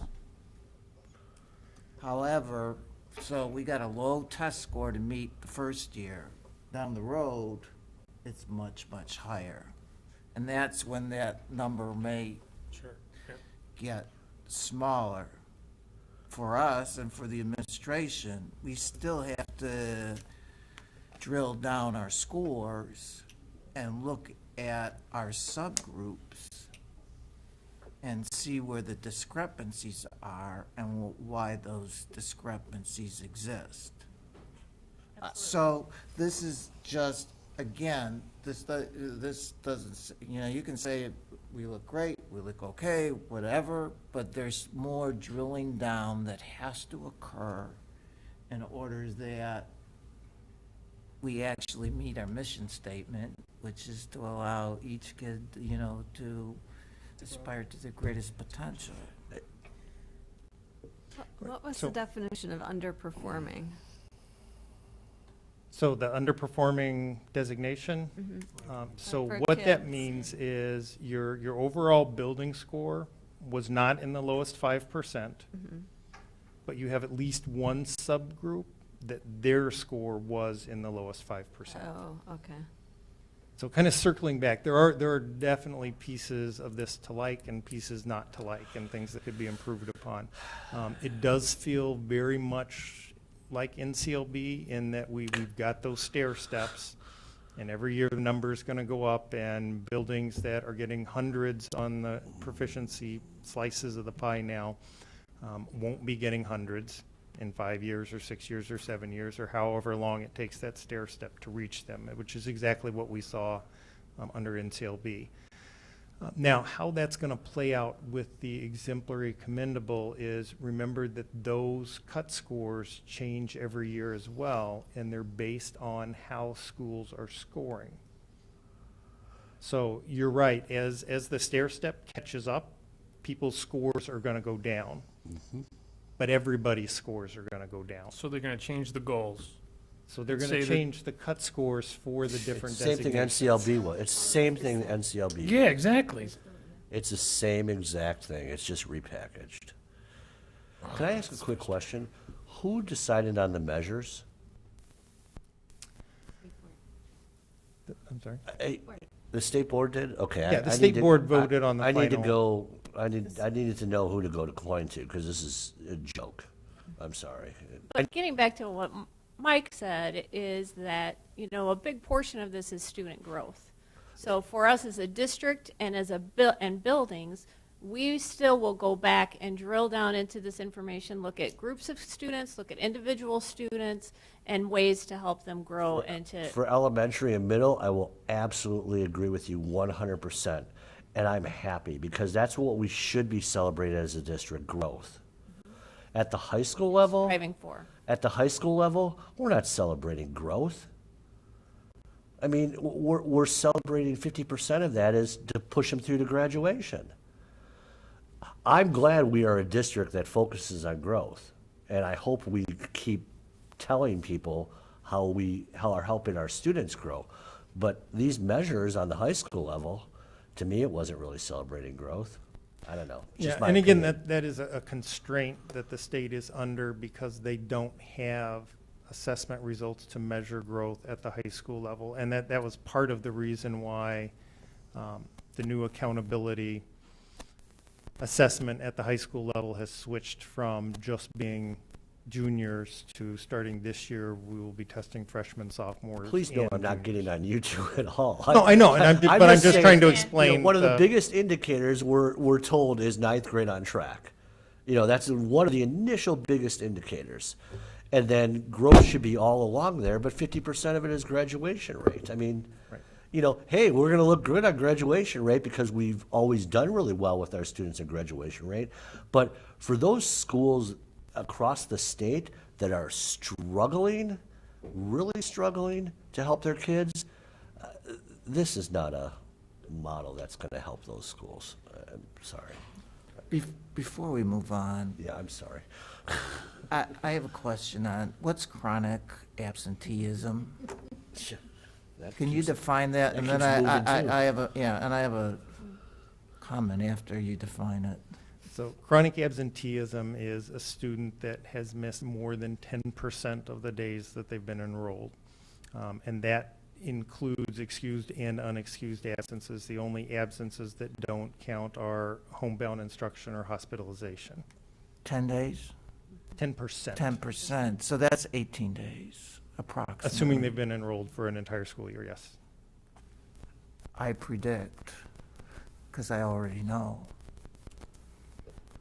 that you will see in the state of Illinois and even in this district a new emphasis on absenteeism. Because I think when those numbers become available, they will perhaps appall a community. Because many kids are absent, either excused or unexcused for 18 days, and I mean a lot. But here's the thing, Mike. You've got kids that are absent that really should be in school because they're struggling. And then you've got kids that are absent who are very high-performing students that are taking extended vacations. So thankfully, our funding model in the state isn't based on attendance rate anymore. Let's just say that. But you know, this 7.5% of chronic absenteeism is going to be interesting. And so and this is a topic, I don't want to go down the rat hole right now. And this is a topic probably for another time. As an ex-educator, my contention would be, you know, I have my low achieving students, but everybody who goes, you know, to a soccer tournament for 40 days, I guess that's a choice they make, you know, to take a week in order to do that. Or go on a vacation, and that's everyone's right. As an educator, I like when your kids are in school and I have an opportunity to educate them. So this will cause further discussion in the community now that this is a focus. And not only this community, it'll be the communities all over the United States. You read the journals, and chronic absenteeism is one of the top topics discussed in the literature at this point. Sorry. I have a quick question. So growth is 50% of this measurement, and how does that work if you have high-performing students? I mean, is the growth harder to get so that you are kind of punished in a way if you have lots of high-performing students? All right, so we're actually still trying to get some clarification on the technical details of the methodology they're using to measure growth, but in a generalized way that it's been described so far, the student growth percentiles aren't comparing all students in a grade level. They're also dependent on where the student started. So hypothetically, if that's the way it actually plays out, high-achieving students, their growth is being compared to other high-achieving students. So while you're right, if you're right up at the top of the scale, there isn't much room point-wise for you to grow. But if you're only being compared to students that all started at the top end of that scale, then they all have that little bit of headroom to grow into.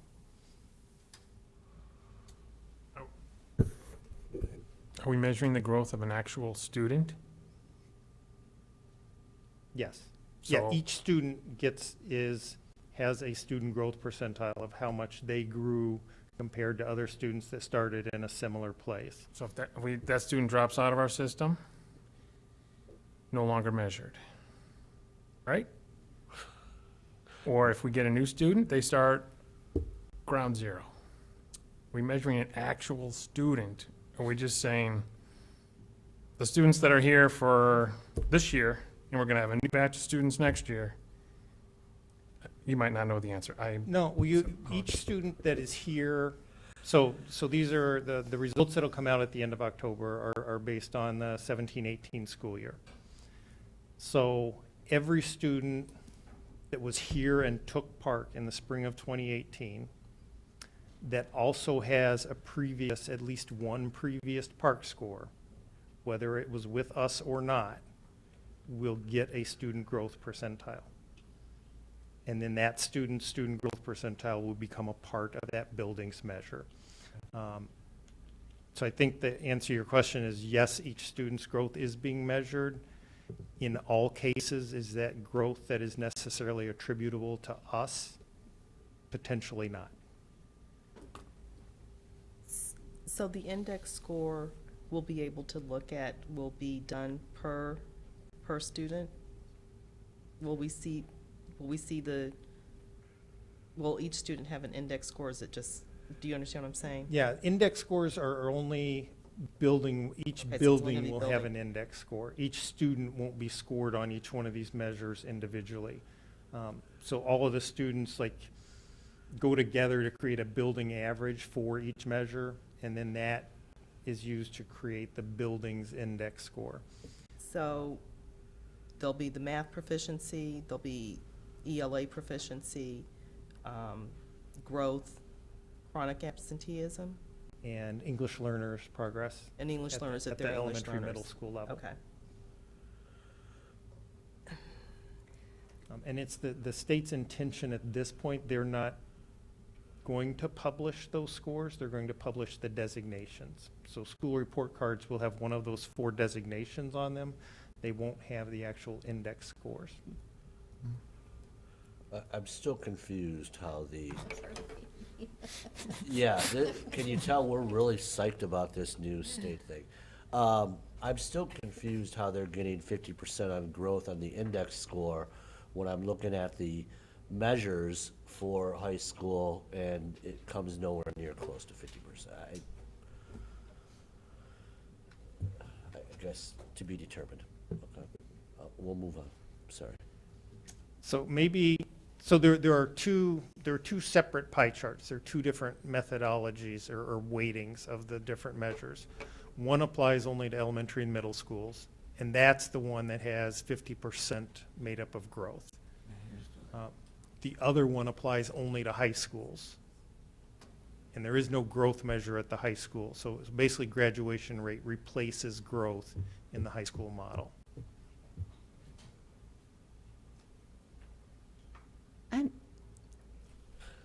I'm trying to, I have that framework of working at a different kind of a district. Chronic absenteeism is a huge issue for us. And it's a lot of different reasons, not usually that they're going on vacation.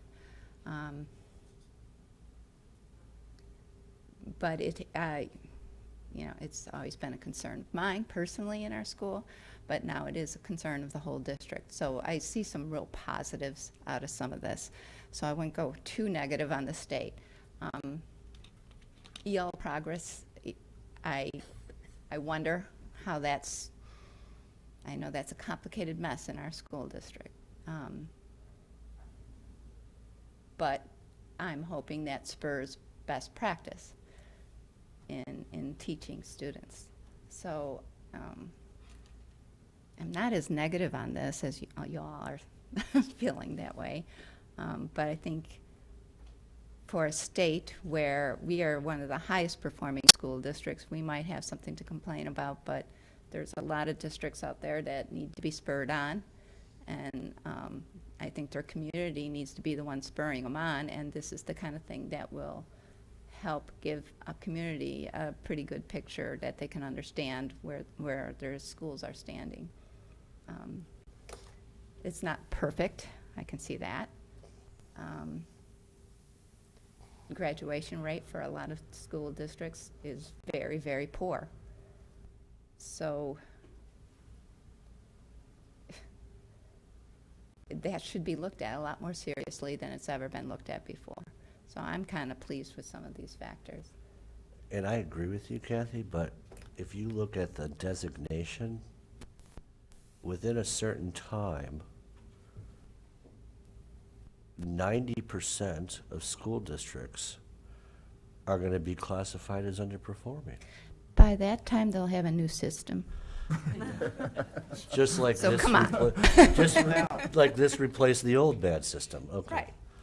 I don't mean to convolute things, but when you talk about best practices and things like that, school district or schools that have underperforming or low are designated low performing are through a grant through the state, they can work. It's called Illinois Empower, and the idea behind that is that they have vetted resources, whether it be consultants, programs, or even other districts that can support the buildings in those areas. So if you are designated as low performing, then you have the opportunity to work on some school improvement, identify an area, and then they've put some funding behind that to use a consultant, a program, or even partner with another school who is high performing to learn best practices from that area. So there are opportunities in theory for best practices to be shared and to be with some financial support behind them. Right. So that helps Yeah. those districts, which is great, and those resources are needed, and I understand that there's going to be some monies to support that, so that's great too. I thought Kathy's question about best practice, how will does this rubric, does this new system help drive us for best practice? Sure, we've just stepped into it a little bit. It wasn't formalized, but we shared it with ILTs across the district in August. The quality framework is what you're talking about, and it outlines 7 standards of high quality schools that look at even governance all the way to professional learning and teaching and learning. So within those 7 standards, there are indicators, and it's based on research is what makes a high quality school.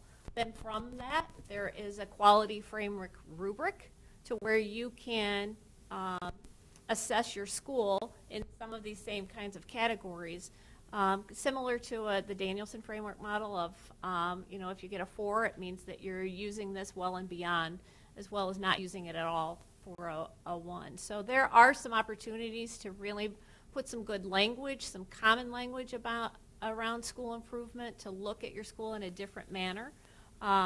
Previously, we had Rising Star, which was 140 something indicators. This narrows it down to 7 standards, which makes it more user-friendly, and the language within it is easily understood and provides an opportunity to have great discussions within your building. So we've started stepping into that and looking at it with some of our buildings and working through that process a little bit. I think you have a few more slides. Couple.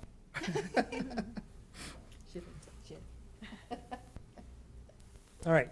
With that, then, we'll shift gears from the state's accountability system to the goals that the board set last June, so kind of our internal goals. And in Goal 1, the 3 goals that we're going to look at tonight are the first 3. The first one having to do with growth for our KA students as measured by Ames Web. The second one having to do with the achievement level of our students at the end of their junior year. And then the third one being a measure of college readiness. So starting with the first goal, this is another student growth percentile. So the same kind of description I gave before applies. For Ames Web, we administer that fall, winter, and spring. What we're looking at is fall to spring growth for each student. And again, each student, we can calculate how many points they grew, but then the growth percentile comes from comparing that to other students to kind of rate them, again, if you're at the 50th percentile in growth, that means you're growing at a national average rate. If you're at the 70th percentile, you're growing faster than 70% of the students that were tested. So this chart gives you an idea of where we've been for the last couple of years. Typically in the upper 50s, getting close to our goal of 60, but not hitting it. And then the dotted line is the 50th percentile, which again represents national average growth. So if we were on that dotted line, we'd be growing at a rate that's average across the country. This is one of those measures that the further we get away from that average, the harder it gets to move higher. So it isn't a goal that you know, someday we ought to be at 100. So it's not a 0 to 100 scale where 100 is the best. You know, 50 is average, and the farther you get away from that, the harder it becomes to make those numbers grow higher. So stay closer to average growth so you can get a better score on growth. Gotcha. And we'll be drilling, as we go through these, we'll be drilling these down to different sub-segments as well. Some of them, yes. Yes, this one I didn't provide demographics for, but the I next see it two now. that I did. And Okay, this but is I mean, just Ames Web. It's just an example, but we will, correct. We have that information, Yeah, correct? oh, absolutely. Yes, and we do look at that. I just didn't provide demographics for every measure. That's fine, that's fine.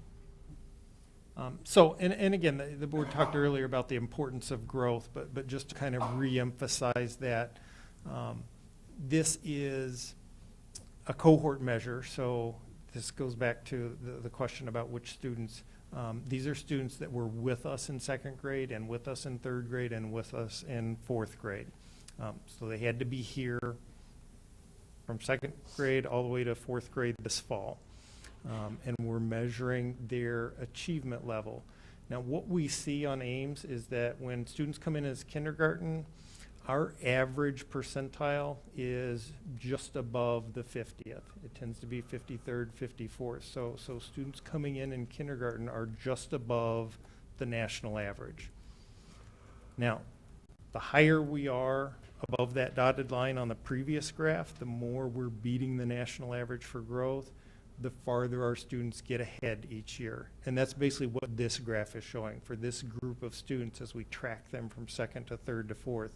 In second grade, they were performing at the 59th percentile nationally. So as a group, they were scoring better than 59% of the students across the country. By the time they started third grade, they were in the 62nd percentile, and by the time they started fourth grade, they were in the 70th percentile. So again, that's that importance of having that growth number on the previous slide be higher than that dotted line, and the farther you can push it higher than that dotted line, the faster our kids are growing compared to their national peers. Can I ask that you follow up with me on something? Sure. I'd like to know the percentage of districts in the country that are using Ames Web and the demographics of the districts that are using Ames Web, because there's multiple measures out there. I appreciate this, and I know administration really likes this assessment, and I've got no problem with that.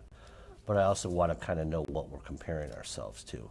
Because if only 30% of the districts across the country are using Ames Web, okay, well then let's look at it in perspective then. You know, and if those are all high achieving districts, okay, then let's look at it in perspective then. So if you could just follow up with me on that, that would be great. Yeah, no, I'd be happy to follow up with you on their norming process.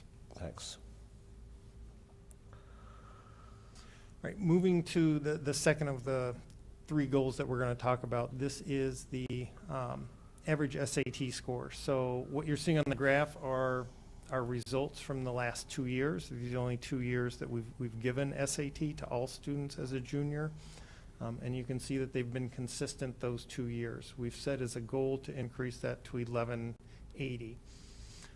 Now, just as a frame of reference, you're going to see a couple different SAT scores in different places. What we've chosen to use for this is the average score for the junior administration, so all of our juniors take it on the same day at the same time.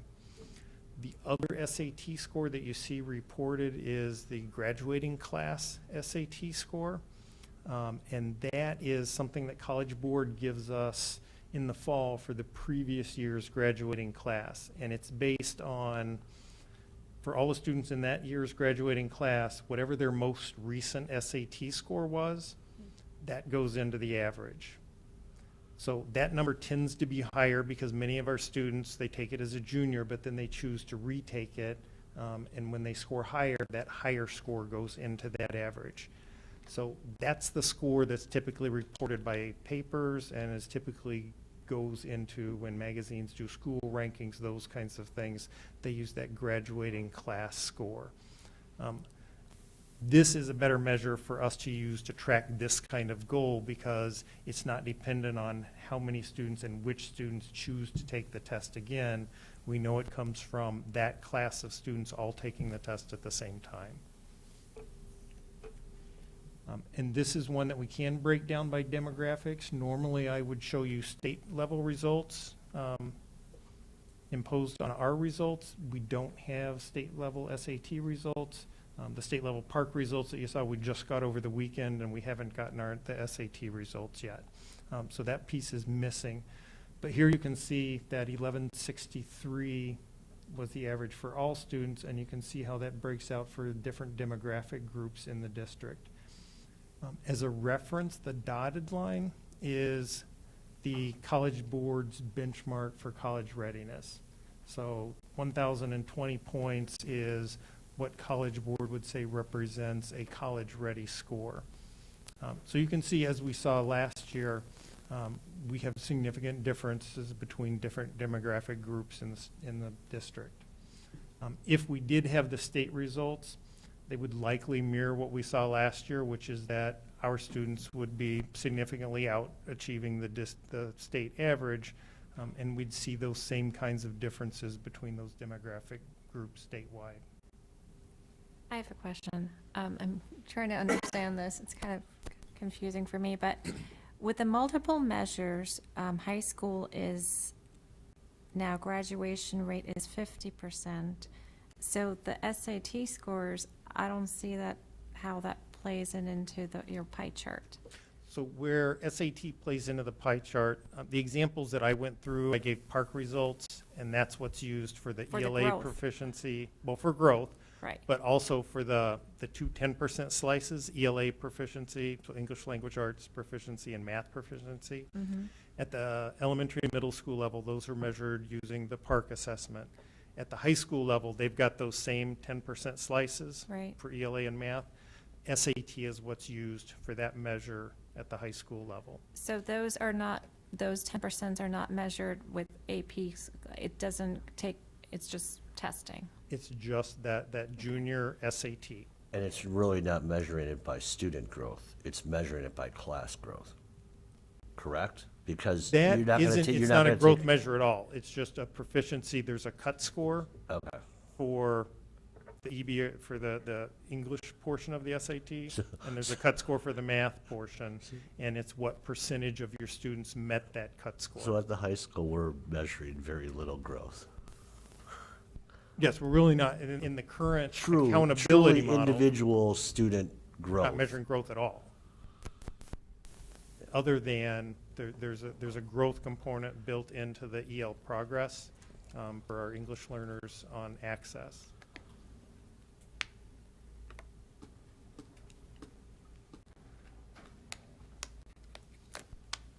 All right, the last of the three district goals that we'll talk about tonight is kind of an exit measure, a college readiness measure. And one of the things that we believe helps prepare students is that they get college-like or post-secondary-like experiences while they're still in high school.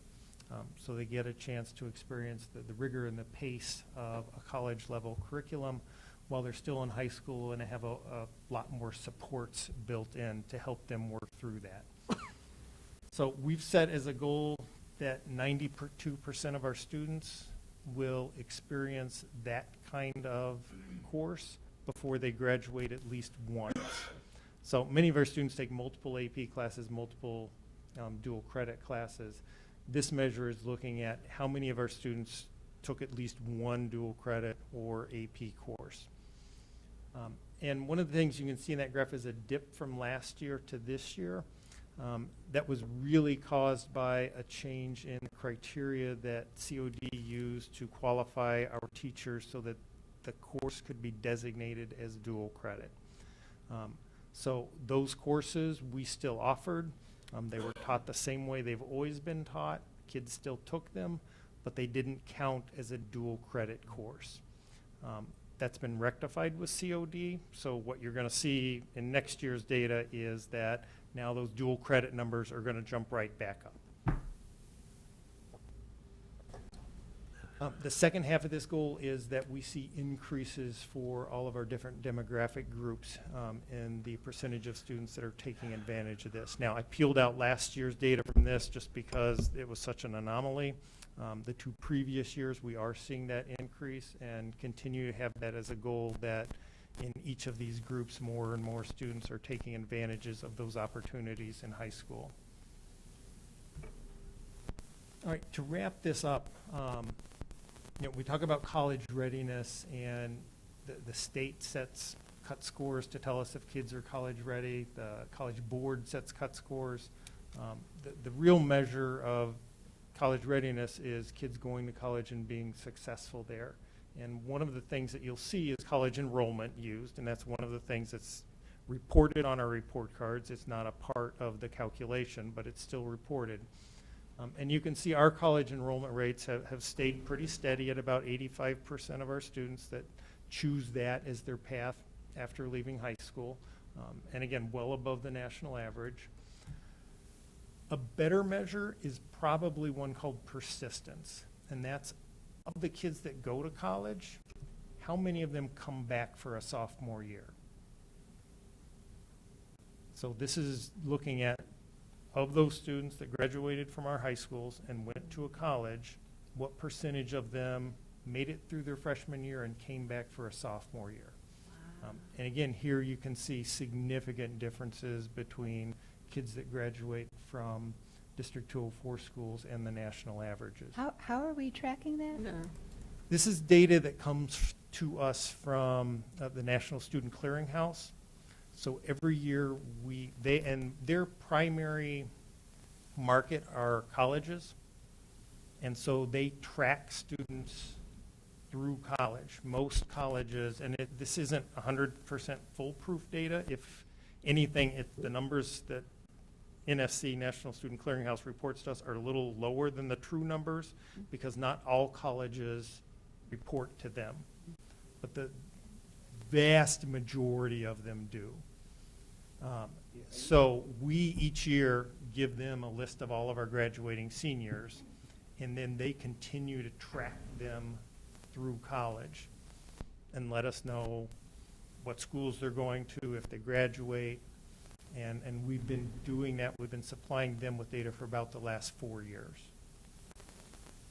Yeah, I thought that number, and what I've read for, National U.S. Department of Education, I thought that number was actually even lower, freshman to sophomore. I thought it was like 70% is what I heard. There's a 30% dropout rate. I was actually surprised your numbers were 78 or 79%, 77. I thought it was actually lower, which would make our scores look even better. Just saying. And that depends. There's a different measure called retention, which is, did they return to the same school as a sophomore? Oh, okay. This is persistence, which just means they enrolled in college their sophomore year. It's not necessarily the same college. So it could be a student that went to a 4-year college and then came back and went to a 2, or it could be a student that started in a 2-year and now transferred to a 4-year. It's just they enrolled in a college their sophomore year.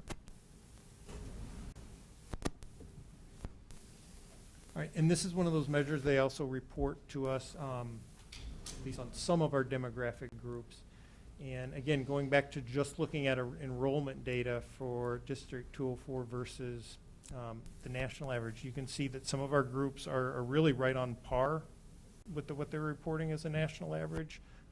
Some of our demographic groups are well above that national average. But again, when we flip to looking at persistence, all of those groups well outpace their national peers. And then finally, if you actually combine those two, so what percent enrolled in college and then what percent persisted, you can see that for every group, there's a significant difference between students that graduate from District 204 and their national peers.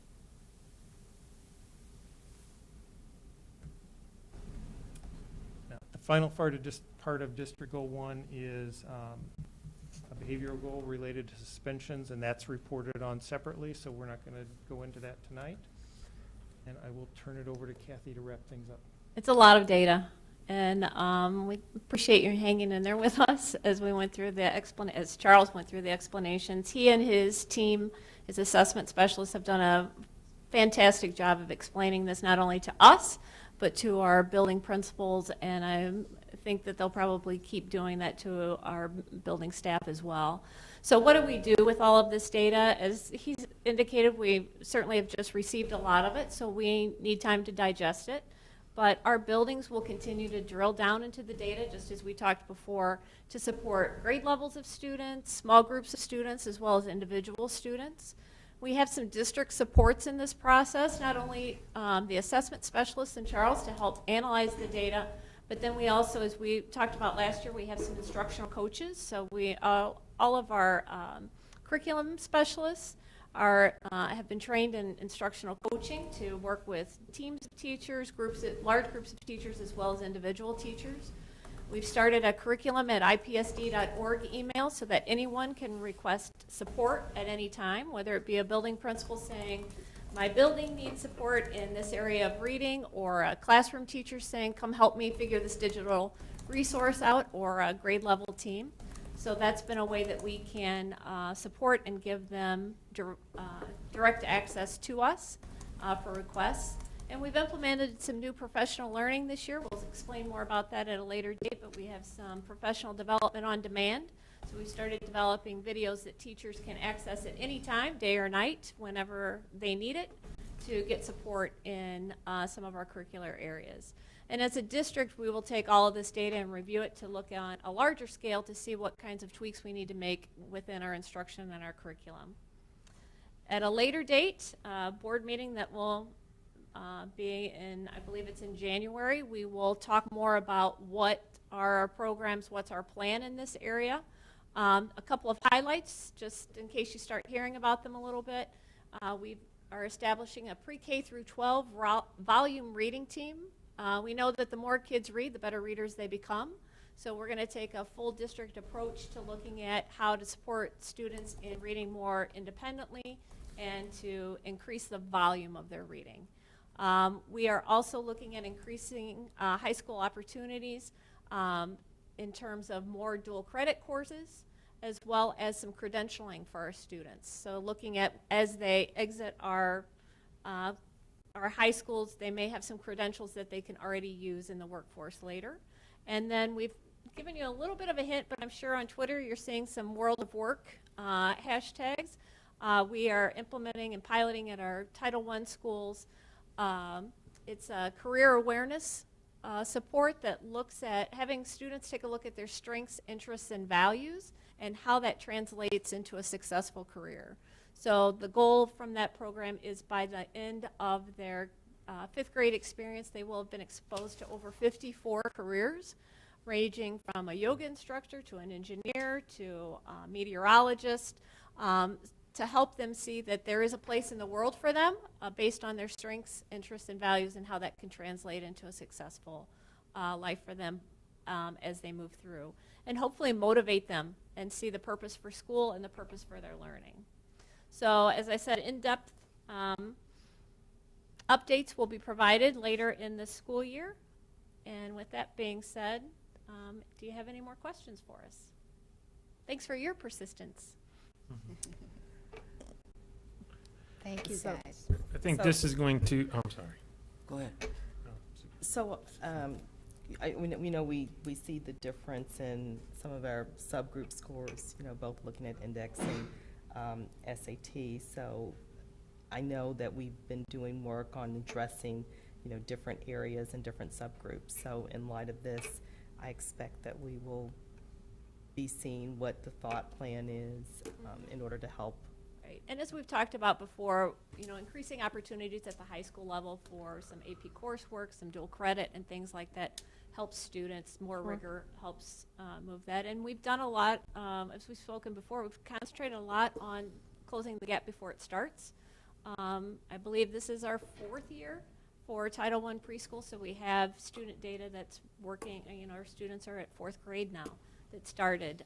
We gave students who wouldn't necessarily have an opportunity to start preschool to have that opportunity. But, we're looking at the computational thinking as a piece that's going to help support that, as well as, World of Work is kind of a game changer for a lot of our students who don't really think about what their career is. They see mom or dad go to work but don't understand what goes into having a job or how that translates into their own strengths.